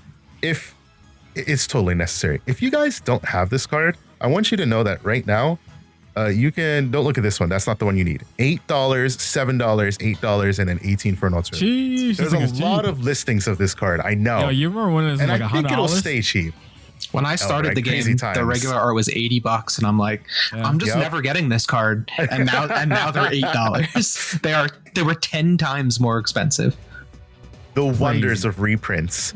If you guys don't already have this, let me tell you that this is a staple 4 of that you should have. I'm not saying that you're going to play 4 of it, but you will definitely end up playing 2 of this in some deck, and then you'll have 2 more. And it's very cheap, and it's going to cost you all of $40. And if you can't afford 40, that's all good, Chief. Get 2. It's $16. Trust me, you will not regret it. This card is eternally good. This card is really good against adventure. Do you know why? They play a ton of teamers. They don't have a ton of bodies. And those aces, that's prime overflow memory, TV. So sure would be a shame if your level 5s or level 4s and that you couldn't activate your Our Courage. What matters is if they're at their 5s, they have multiple 5s on board, you just hard slam this for like 2, whatever, and then you get rid of that whole board state. Exactly. Kaguya, let me tell you, I was asking Dan and Gino when we went to regionals, I was like, yo, I bought this Dexmon with me because I'm afraid of Kaguya for Royal Knights. I was like, should I play this Kaguya? Because sometimes that Kaguya board gets out of hand that even OmniX can't take it down. That is how oppressive a Kaguya board can get. If they get double Kaguya, you're probably cooked. Straight up. Dexmon, here of all your problems, baby. Dexmon. Take it. And what do they say? An apple a day keeps the doctor away. A Dexmon a day keeps the puppets away. Sure, yeah, I guess. All right, let's hop down to the option in the Arisa. Yeah, where we got. So we got Arisa. She's the same thing as Yao, effectively. Plays into the archetype when something is played. Draw. Yep. And then the option, the emblem, unique emblem, Fable Waltz. Now this card, as always, all the emblems are probably going to do this. You play the in-archetype rookie or tamer from your hand, and then it sets. The delay effect. One of your puppet trait Digimon may digivolve into a puppet or liberator trait with puppet and liberator. Into a puppet and liberator, sorry. Trait Digimon card with the cost reduced by 3. This is super training. There's no requirement for that. Yeah, and it's archetype locked as it should be. When you suspend an Arisa, yeah. When you suspend an Arisa, but still, this is really good. You're gonna whenever anything dies, you suspend Arisa to play a level 3 out. That 3 cost Arisa, she does that. The other Arisa says when you digivolve, suspended her, the promo one. When you suspend her, you gain a memory. Yeah, when you digivolve, suspend and gain a memory. Yeah. So that's making your digivolve 1 cheaper and then 3 cheaper into the next stage. Like Fable Waltz is good. Honestly, I think and I hope all of these unique emblems are going to be cracked. And I can't wait. They are going to be what takes the deck to the next level. I can't wait to see them in the comic because, damn, they're so cool when they come up. I think we've seen Yao's, but we haven't seen Arisa's yet. We're gonna next chapter. Yeah, Fable Waltz. I mean, this is the good thing about this is the reason it says Puppet and Liberator is also because Poseida Lagoon says Sea or Aquatic and Liberator. So they have very smartly archetype locked it to make sure that you can only digivolve into Liberator traded Digimon. Right. You have to play this in their Liberator decks. It's a very smart move, but at least it doesn't say, digivolve into Sendro, because it does mean that this was cracked with Kaguya, because you already had what's her name, Canourusmon, that deletes one of your other things to digivolve for free. But now, if you have the promo Arisa, digivolve Shushu, play token, tap Arisa, gain a memory. When she suspends, tap this, digivolve into Karakura for free, and then Karakura effect, pop token, digivolve Kaguya for free. Bro, that's correct. That's in that turn, that is a 1 memory play. I'm so excited to throw these new cards into my Kaguya deck.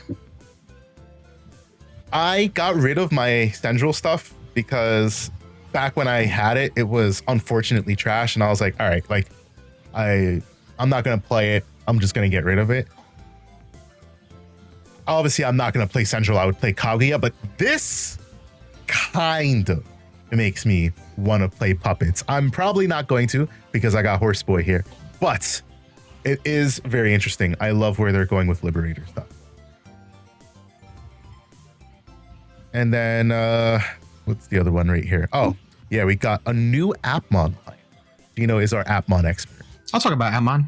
I think this card is trash. Why would you run this over Swipemon? I think it's Swipemon. The green egg that gives you the draw one. Yes. Negging 2 is so minuscule. I don't know why you would want to run this egg over Swipemon. Just get your draw whenever you link. Egg if you want. If you want. So a lot of people are kind of on this line of Appmon support, and I don't know if that's necessarily true or not. Because if you have your God Hand, you end on Tyranomon with 3 level 3s and a level 4. Go ahead. Oh, and Tyranomon has Scapegoat. So, or he will if you play the deck correctly. Because of Fake Mon? Yeah, you'll give him Scapegoat. So I don't know. I actually really like this this new line of support. I ripped out most of the old stuff, and I put in all of the new stuff to try it out, and it's pretty fun. It's cool to have some. It's cool that Mediamon gives you some removal. I'll start from the beginning. So I'll just go from the left here. Effectmon, you probably don't run this. We talked about her briefly already. This is our linker, or our floodgate popper. When you link, you also get to pop a floodgate, a 4K or less. And she does come out of security. She's okay. You got MCmon, not Micmon. Don't do that. This is not Micmon. So Micmon reveals the top 3, adds a card with Appmon and a card with Entertainment or Awakening. This is a better searcher than Navimon because Navimon only grabs an Appmon and a Tamer, or App Driver, excuse me. While this can grab you basically an App Driver, and because all the App Drivers have Appmon trait. So this can grab you your App Driver and a Digimon, or it can grab you 2 Digimon. 2 Appmon, as long as one of them is Entertainment, so it has to be in this line essentially. But honestly, solid searcher. The link effect is not great, but hey, you might be able to snipe an ace card out of someone's sources and get some sweet overflow for 1 cost, so that's not bad. Oh yeah. Musimon, no Musimon, no life. It's Gotchmon. Yeah, so when you link him, you get to play Torajiro for free as long as you have 1 or fewer Tamers. Torajiro's okay. Inherit is when attacking, or sorry, not inherit, but link effect is when attacking neg 2. Yeah. Whatever. He's fine. The link carrot. Right. Link. Yeah. Don't do that. Mediamon. Now I really like Mediamon. This is this and Effectmon were the reasons why I'm like, you know what? I want to try this line. On Evo, neg 4 is pretty good for a level 4. Especially if you app link, because that means this is going to cost you 1, because you'll link for 1 the other source, and then you'll Evo into this. Neg 4 is pretty good. And then when you link him again, which you're probably going to want to if you want to app fuse to the next level, you get to play a level 3 out. So you can actually flood the board pretty quickly with this deck. And also, all the level 3s search or dig or draw in this version of the deck, with the exception of Musimon. So you can really get your pieces a lot quicker than you could in the other version of the Appmon deck, which I like. Then we got Effectmon. Oh, or no, this is Entermon. Sorry, not Effectmon. Yeah. Gotcha. 1 sec. You're good. There you go. Entermon's my boy. I love him. He's like a DJ ninja. I can't think of 2 cooler things to put next to each other. So he's Killer B? He's sick. I love Entermon. So Entermon app fuses from Media and Dream. We'll get to Dream later. But he has Alliance on face, which makes him better than Globebon when it comes to attacking, because when you're Globebon, you're 13k max, maybe 14, but you're probably either passing turn or fusing to Gaiamon with Haru's effect. So with Entermon, you get to, so you Evo into him, you play probably Dogatch, because Dogach is still really good. He's 6k. So now you're swinging Alliance. So you're 8 plus 6 plus whatever you've linked to Entermon. So you're huge number doing your 2 checks. And then when he's linked, you get to play a level 4 or lower. So basically the play is you link into him, you play the Dogach, and then you swing Alliance. You can also link the Dogach to get May attack so that you can attack right away. He's pretty good. And just all of these things just have like swarm the board. So get your Dexmons. But Tyranomon here, same kind of idea. He's got +1 link, so he can link 2 cards instead of just 1. Fuses with Enter and Fake. On Evo, you play a level 4 or lower app from your hand without paying the cost. And then whenever any of your Digimon are played, you can link an Appmon trait card from his source to one of your Digimon without paying the cost. So a really cool game ender you can do is, I keep talking about Dogach. Dogach has Rush on his face. So what you can do is you can end turn on Tyranos, play Dogach. Tyranomon says you can link, so you yank something out of Tyranos, link it to Dogach. Dogach says when I'm linked, I get to attack. So I can end you can end games with Dogach that way. There's a lot of really cool combos this can do. Pop down to Music of the Heart real quick. The option card. When any of your Appmon trait are played, delay, you link something. So you can just really do a lot of really cool and fun combos with this alongside both Torajiro or Haru, because they both kind of facilitate the same thing, where once you link, you can tap, draw, and then fuse. So you can do a lot of really fun stuff. I really like this version of the deck. And this is main just draw 1, which is never bad. Roamon. So Roamon is the other side of Effectmon, so these two go into Fakemon if you want to run these ones. This one's kind of lackluster. Also has the security effect to play out, but it suspends one of your opponent's Digimon when linking suspended Digimon. I don't care about this card. I think it's just okay. Rikomon, let's go. Pitch an Appmon to draw 2. And blocker link Herrit. Pretty good. That link carrot, baby. Dreammon, really good because it's got when linking D-Digivolve 1, just like the Timemon. We all know how good that Timemon was. If you want, you can run 4 Dreammon, 4 Timemon, and you just always got D-Digivolve on deck.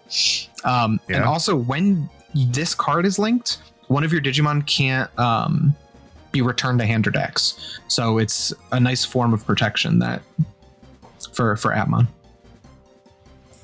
We got Fakemon. This card's really cool. This is the only reason you would want to run Roamon and Effectmon. So he's got Retail on face. Remember, you can tuck a blocker link under him so that you now have a Retail blocker. On Evo, you get to link a level 4 or lower from your trash or his sources without paying the cost. And then when he would leave the battle area, you play one of his linked cards. So you link your 4 and then you get to play it out. Or if you have the memory, you can link a 5 and then just play your other 5 out, which is really cool. He also gives the link effect of Scapegoat, which is huge.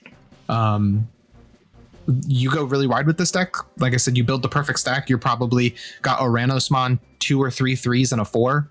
And you got Scapegoat. Tyranomon ain't going nowhere.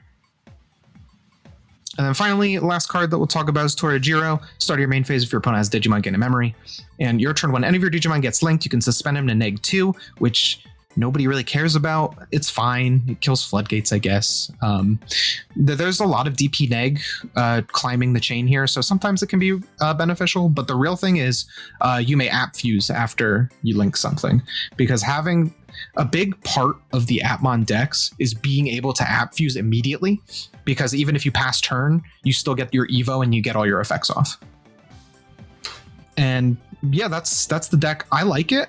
Right now I'm on a 3-3 split of Tyranos Gaia, and I'm running all of the Tyranos package stuff. It's pretty fun. I don't know if it's good yet. I don't know if it's better than Gaia, but I don't know. It's fun. I like Appmon. I think they're separate decks. All right.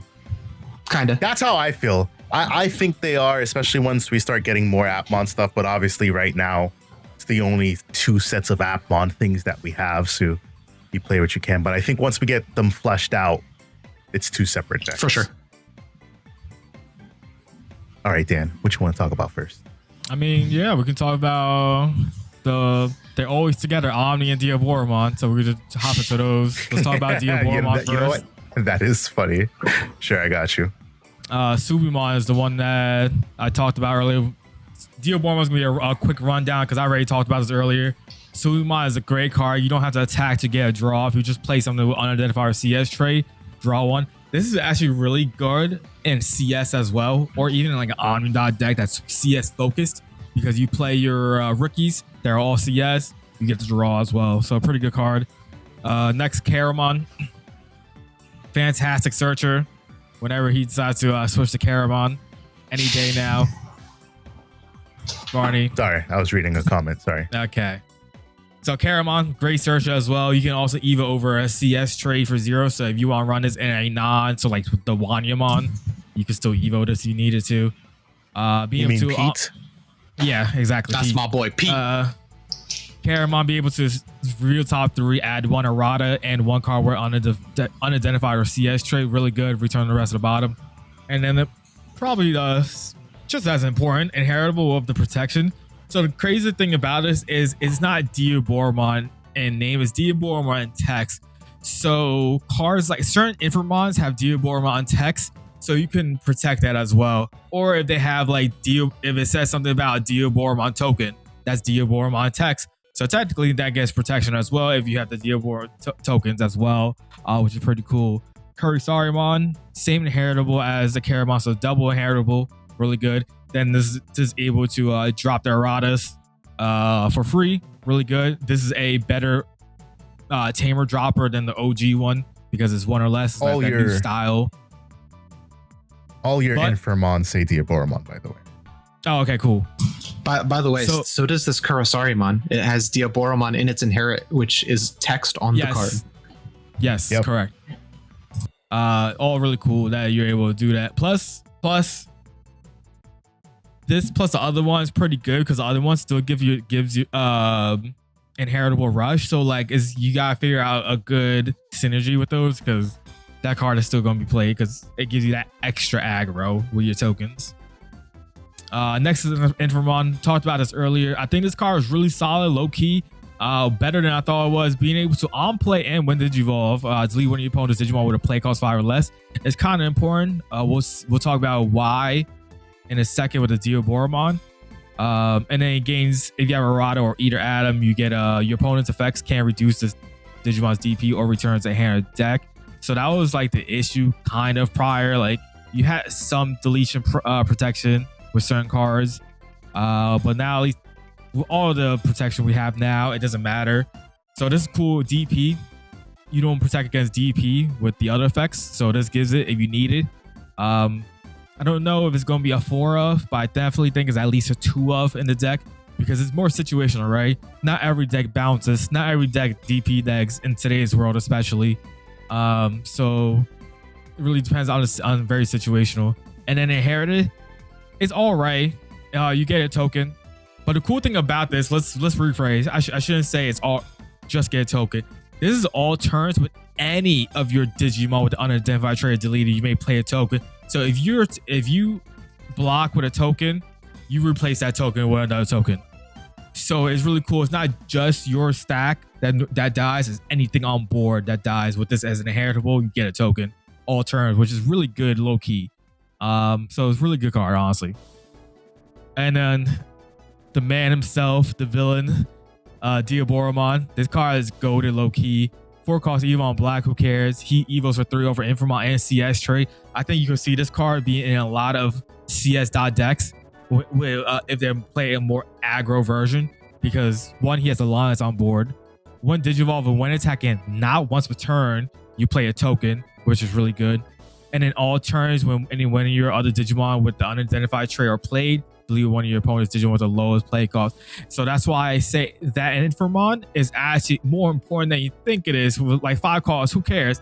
But if you have multiple Digimon on board, that pops the 5 costs lower. Now, if they have only a Mega on board, this pops that Mega now. You know what I'm saying? And it's all turns. So if you have this on board, even Infomon set up, you go Diaboromon Ace, you get double pops. So you go play token, effect, let's say it's a Digivolve, whatever. Diaboromon Ace pops. This also pops as well. It's because it activates all of it. So it's really good board control and aggressions all in one. Really good card. I want to mention two things really. Number one, the artist Kazumasu Yasukuni had no business going this hard on the Diaboromon line art, because this is a rare, Infermon's an uncommon, Kurosari is a common, Keramon is a common, and Sumemon is a common. And this art goes so hard that it's like, wow. Like, when you see this in person, it looks colorful here. When you see this in person, it is so vibrant, so colorful, so beautiful. It really makes you question, am I looking at a rare? And as I say that, I would say what, Dan? Maybe 4 or 5 sets ago, this was a super rare. Probably. And now we get these types of cards. Look at that. It is ridiculously good looking. And he's about and now we get crap out of Yugi too. And now we get these effects on rares, man. Crazy. That artist's use of color is so striking. These cards are so nice to look at. Like, look at the purples and the reds and the oranges, like everything like coming together like that. Diaboromon obviously is an incredible design, like just for Digimon in general, but this art really shows it's impressive. 100%. Yeah, they got a lot of good art. They drew all of the alt art scrambles, or sorry, it's not all. It's 4 of them, which is still Those crazy. Good cards. So good looking. Art wise. So. Yeah. It's and your final, boy. The boy himself, Arata. Not much with the card. It's a mem setter. And realistically, opponent's turn. card is mid. And opponent's turn, you can redirect. Cool thing about it, you can redirect it into anything that's unidentified or CS trait. It's not that mid. I actually really enjoy it because you don't have to rely on EX6 Diaboromon. So if you want to be more aggro and play less of that one, you really can. And it doesn't matter because you can just redirect it to anything. Has an inheritable, which matters if you're playing more eaters. You could go to Eater Adam, then you can redirect as well. Pretty good. Realistically, all we needed as a second Arata was that it was a mem setter. So that if you had multiple, if you had the mem setter, plus you had like multiple of the old Arata, now you start on a 4 or 5 memory, which is really goated. Speaking of Adam, we can go into the Eaters, right? Yep. Just jump right into them. The whole point is deck is kind of like a D-Reaper-esque deck. You want a way to get to your certain point, and then it's a bomb. Basically, you drop 3 mothers, and they're all 16k. They blow something up on board, and then you have the academies on board. You put them underneath. Now they get Alliance, Rush, and Skeiko. Really good cards. Your whole setup is to get 10 cards underneath your Mother Eater. So you're playing 4 Mother Eaters. So that's 3 right there. So the whole idea is to get 7 underneath. With that effects, it's inheritable. You get multiple. So you have multiple on board. You're able to get them underneath as if you have multiple, which is pretty good. It's not just a hard once per turn. Yeah, it's kind of a soft once per turn if you have multiple of them. You got your 50 card version with the species. So that allows you to on play draw 1. He's a blocker on board. You want him to die, basically. You know, whether it's swinging or blocking, you want to die so get absorbed. And then inheritable, you reduce the play cost for each one. Really good. Again, very D-Reaper-esque. Then you have the human form. His whole point is to evo over your species. And if you do, you get to you place an eater species form from the sources underneath. Others to get another free body. Why didn't you see this card yesterday, Dan? Bro, I never drew into them. That's crazy. Yeah. And then once per turn, when this Digimon checks your opponent's security set, you may play a Tamer card, which is really good. Free Tamer play. And then inheritable, you can reduce play costs more again. Really good cards, honestly, for the deck. Then you have your Eater Eve. This is the one that can evo over a Yuko for 3. Raid, able to stun one of your opponent's Digimon. Then if the Digimon has no source, you can play a Yuko from trash or hand underneath it. Then all turns gets removed. You get to play it out. Unfortunately, you can't play out from trash. I hoped you could, but you can't. It has to be in the source. So he kept stripping the source of my Tamer, and then I couldn't play him out, unfortunately. But most times that won't happen unless you're playing it against blue decks. So being able to, whenever they get relieved, you play it out really good. Just a constant recycle going on, really good. She's solid. She's really good, honestly. I felt like she was very useful in the deck. Then you have Eater Adam. He's like the more stronger one. He evos for 4 over Errata. Second attack +1, pretty strong. 10k as well. On play when Digivolve until one of your opponent's play cost 7 or less. Not bad. Then it's the same effect as the rest with the Errata situation. Strong card. Get that aggro that the deck needs for it. Pretty good. And then the other one that's mainly, if you want to go to Yuko, sure, doesn't matter. Because she's going to get talked about eventually anyways. Oh. Whoopsie daisy. Oh my goodness. Oh my god. Yuko doesn't do much effect-wise here. Because it's really more for Greymon effect. But it's just, you kind of need her in the deck because her name is Yuko. And then the inheritable is what matters, which is when attack target change, you gain plus 3k on the Eater at Eve. Not bad. All right. It's cool sometimes. She's whatever in the deck, honestly. And then Errata, we already talked about it. Same thing. A little bit better because Eater Eve is stronger. This is the more important tamer. This is a 4 of, no question asked. So your turn with any of your Digimon with the Eater tray is play. You suspend tamer, gain a memory. Then you have 7 less cards. You draw 1. Really good. These style decks need this type of tamer. Then you can place this card main, place underneath Mother. You give it Rush, Alliance, Scapegoat, and that's how you get your damage off. It's so funny because you could go Mother Eater, Swing, Alliance, 32k, 2 checks. Hilarious. It ain't never dying. Like, you didn't even need that. It's just so funny that you can do that. It does slow down. Like if that Alliance would have said second attack +1, I think it would have been stronger because you're not forcing your other mothers potentially to be suspended to swing. Nah. So like nah. Just play an Eater, bro. Just play an Eater. Okay. You'll be fine. Sometimes you don't have because you already used all 17k too. Anyways, you got 15 of them in the deck. Anyways. There's times you don't have them because you already used it all to get there. That's the point I'm trying to say. SMH. Anyway, so yeah, this deck is pretty cool. You definitely need to tech in different things for it. You're going to be playing different CS traded tamers as well, like Mirai probably. Yuko, or Yugo, I should say. This lets you draw trash 1, draw 2. And then starting main phase, you play your other tamer. Pretty good. What are you doing? I'm looking for tamers specifically. There we go. You say Yuko or Yugo? Yugo. Yeah. There we go. And this is a searcher. So on play, you search top 3, add 1 card with CS. All of Eaters are all CS.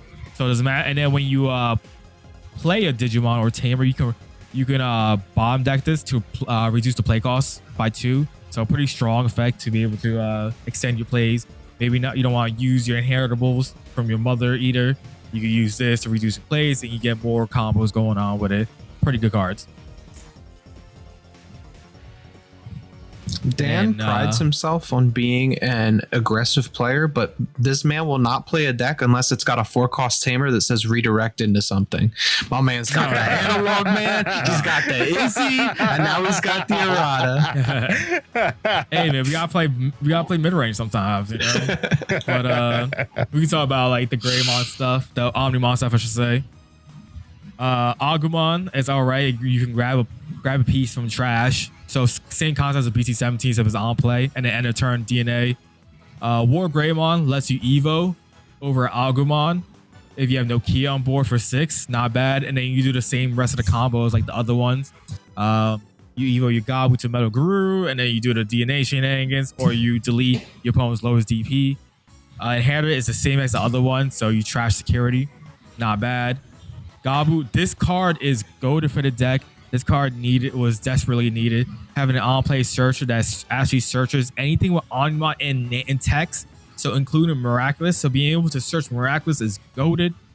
And then you grab 1 card with CS trade. You'll be playing a lot of CS traded cards with Agus, Gabus, Omnimon potentially, the War Grey, Metal Guru, Nokia potentially. So you got a lot of stuff going on. this same concept, Nokia on board, you get to Evo for 6. Then you can warp your other Agu into World Gray, or you can bounce something with the lowest level. Not bad. Same heritable, unsuspend, pretty good. And then the Omnimon that's right there. I think it's low-key slept on. Red, white, and blue. Version. So which one is he? Is he Belgian or is he? Because the OmniX is French. There's red, white, and blue. This is American. This is the true American Omnimon. Yeah, red, white, and blue. Exactly. Yeah. So he's pretty cool. I know people are sleeping on him, but I think with more playtests, I think you'll see this card being used a lot more because on play when attacking, delete one of your opponent's Digimon at the lowest level. Cool. When Digivolving for every 2 same level cards in the stack, return one of your opponent's Digimon to the bottom of the deck, then this Digimon may attack. So being able to have that, then this Digimon may attack is kind of important because then it doesn't rely, you don't have to rely on the BT17 Ty and Matt to be able to swing with your Omnimons, which I think is kind of crucial, low-key. Being able to do that, important. And then he has blocker and decode. He can decode out 2 Digimon. He's the first Digimon to have decode like that. Pretty good. And then you have the new golden Nokia. 5 cost. Yes, it's 5 cost. It is harsh, but it does so much for you. It is the correct Davison Ken. Start of your main phase and on play. If you have one or fewer Digimon, you may play an Agumon or Gabumon for free. And it doesn't have that backdraw of it bounces back to the end of your turn. Like it's ever a backdraw, but you know. Bandai was like, let's make it fair somehow. But anyways, and in all turns, your Digimon Greymon, Garurumon gets plus 1k all turns. Pretty cool. And Omni. Yeah. Cool card. And it's a mem setter as well. Fantastic card. I think this card was desperately needed in the deck. For me, I'm definitely going to be trying out different variants of it. Super excited to see where it goes. We're already seeing Omnimon put up results, which is pretty cool. We're at like 2 hours for this. Yeah. So let's talk about your other big love, which is Ulforce. Yeah, sure. And then we'll just kind of blaze through Cyber Sleuth or CS.deck. Or no, take your pick. You want to talk about Ulforce? You want to talk about Jimmy Cat? Let's talk about Ulforce because that's more popular. Okay. So we you've get got brand new line, Vmon. A new line, Sans Egg. There he is. Yep. Because the egg was the promo. Yeah, exactly. Oh, right. Yeah. So this is pretty good. You're able to reduce your Evos for 1 less. Not bad. And then inherited when a Digimon, this gives protection. It's super evade. Essentially, so with Digimon with Digimon, name would leave the battle area. You can by opponent's effects suspend this Digimon. It doesn't leave, which is pretty good. It's not only pretty good, it's actually cracked. It's cracked because Ulforce X inherently becomes so much better than it initially was. Let me pull up Ulforce X here. So this is an all turns when this Digimon becomes unsuspended. If you have a blue tamer in play, or if it has Ulforce in source, but you're gonna have the blue tamer in play, you get to bounce one of your opponent's Digimon. That's an all turns. So with the expensive Rena, also says all turns when one of your Vidramon becomes suspended, you suspend her, activate it when digivolving, which means Ulforce X, you activate the unsuspend. So you go super evade, suspend, Rena, unsuspend Ulforce X, bounce lowest level, and then more effects. But that's just on Ulforce X. That's not even looking at the other Ulforces that you have access.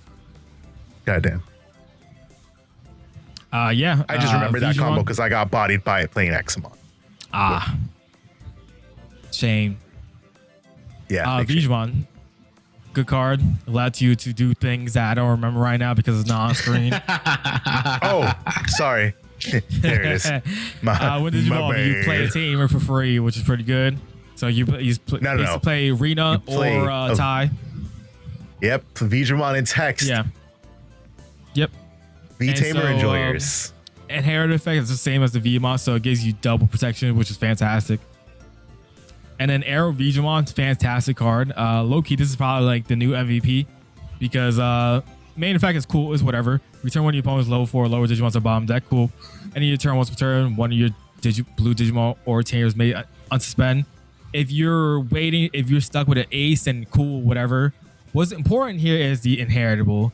All turns once per turn with Digimon with Digimon's name suspend. If you have a blue tamer, this Digimon may unsuspend. This allows you to do your OTKs more often and gives you that extra attack sometimes O-Force didn't have, because you use all Force unsuspend and suspends all that stuff, and you're always one unsuspend away from winning games sometimes. And this gives it now, and that's fantastic. You better have DP neg because it's never going away. Yeah, yeah, for sure, because their new arena gives a plus 3k as well, so it's pretty good. Like right there, see, plus 3k on play. There it is, yeah. And then it also gives jamming as well by returning the tamer. Fantastic. And it's an N archetype memory setter. That's what matters for sure. Yeah. And then we got All-Force Ace. All-Force Ace is a cool card. It's not going to be a main. It's aight. It's not going to be a main like 4-of. Your main 4-of is still going to be the BT11 one. But this is a good defensive card when needed. And sometimes a little aggro. Being able to, Ace, Blast Evo, on play when Digivolve, and you can return one of your opponent's lowest level Digimon to the bottom deck, or you may play a blue tamer 4 costs lower while paying the cost. Pretty good. And then when attacking, this Digimon may unsuspend. So like, it's cool. It's not bad. He represents 3 attacks. It's whatever. Yeah, at times for sure. Technically 4 with Rina. It's all force combo. If you have the second attack plus 1 Arrow Digimon and you have like the perfect lines, then that card like feels better because you can, have the unsuspends. You swing 2 checks, unsuspend 2 checks or whatever. But like realistically, you have to kind of like focus yourself around the second attack plus 1 more than you probably should, because this is goated still. This card was never a bad card. It was just the deck was not the best. Being able to play your blue tamer and then you just reuse that same effect over when it suspends and unsuspends. It's just fantastic. Being able to do shenanigans again with O-Force is going to be super fun. I used to love playing O-Force, so I'm excited to see if it's meta contender. We don't talk about that one. Irrelevant. Go away. That was a great time though. That was a great time of playing O-Force though. But for those who enjoy O-Force, if you don't have your pieces already for this deck, this is probably one of your more expensive decks in the game, because Promo Digimon is expensive. Rina is still very expensive. You don't need Promo Digimon. You don't spend money on it. It is not worth the price of admission. Spend that same money on the Rinas. Still expensive, nonetheless. Which is getting reprinted. Yes, but you gotta wait. Pause. Wow. PSA. You do have to wait. However, right now, at this very moment, you can go on P Bandai and pick up the Heroine Volume 2 set that gives you 2 of every card, one of which is BT11 Rina, another one of which is EX6. Was it EX6 then, right? EX6 Mirai? Yes. Both of which, those cards are extremely expensive right now. Unfortunately, yes, you will have to basically wait until next year because that's how P Bandai works. But if you're not looking to play this deck right now, for $45, you get 2 of each card. For $90, you get a play set. If you're fine with waiting that long, get those right now at this very. And then come back to the podcast to finish this up. And you get to see Hina in her little yukata, and she looks so cute. All right, Dan, Jimmy Ken, lay it on us. I mean, just in general, CS. There's a lot of CS cards. Whole point of CS, you're able to do the same shenanigans as Galaxy, but being able to, but in a more fair way. Fair? What does Ami do? Read Ami real quick. Tell me that's fair. Where is she? Ami is a crack card. I can't find her. There she is. For CS, right? Being able to, when any of your Digimon digivolve into a Digimon to CS trait, if it has Digimon card with the same level as this Digivolve Digimon, a suspended tamer, you can Evo again for free. So basically what this means is if you Evo into a 4 and you have a 4 in a stack, you can Evo into the 5 for free. That's basically what that means. Fantastic card. Again, same concept as the Galaxy stuff going on. I've seen a lot of builds where you can run like different things like Alphamon. Alphamon's cracked for this deck, right? Appmon's probably your main boss. Appmon allows you to, now once per turn, on play, when Digivolve, when attacking, neg 5k to an opponent's Digimon. All turns when Digimon has suspends. If Kyoko is in the source, or if you have a Digimon with a stack has 2 or more same level cards, so if you have 2 5s in the stack or whatever, you can unsuspend. If you did the thing. Yes, correct. You gain plus 3k, then you're able to swing again because you unsuspend, and you do a lot more. Basically, in one turn, you get neg 15 something on board, and then you have reboot as well, and that's all turns. So you're a double blocker on your opponent's turn as well. If you didn't kill them, I think it's fantastic. You can do other CS combos where you go Blue Marimon into Diaboromon and have double alliance, which is pretty cool. If you want to run that version, Blue Marimon is red purple.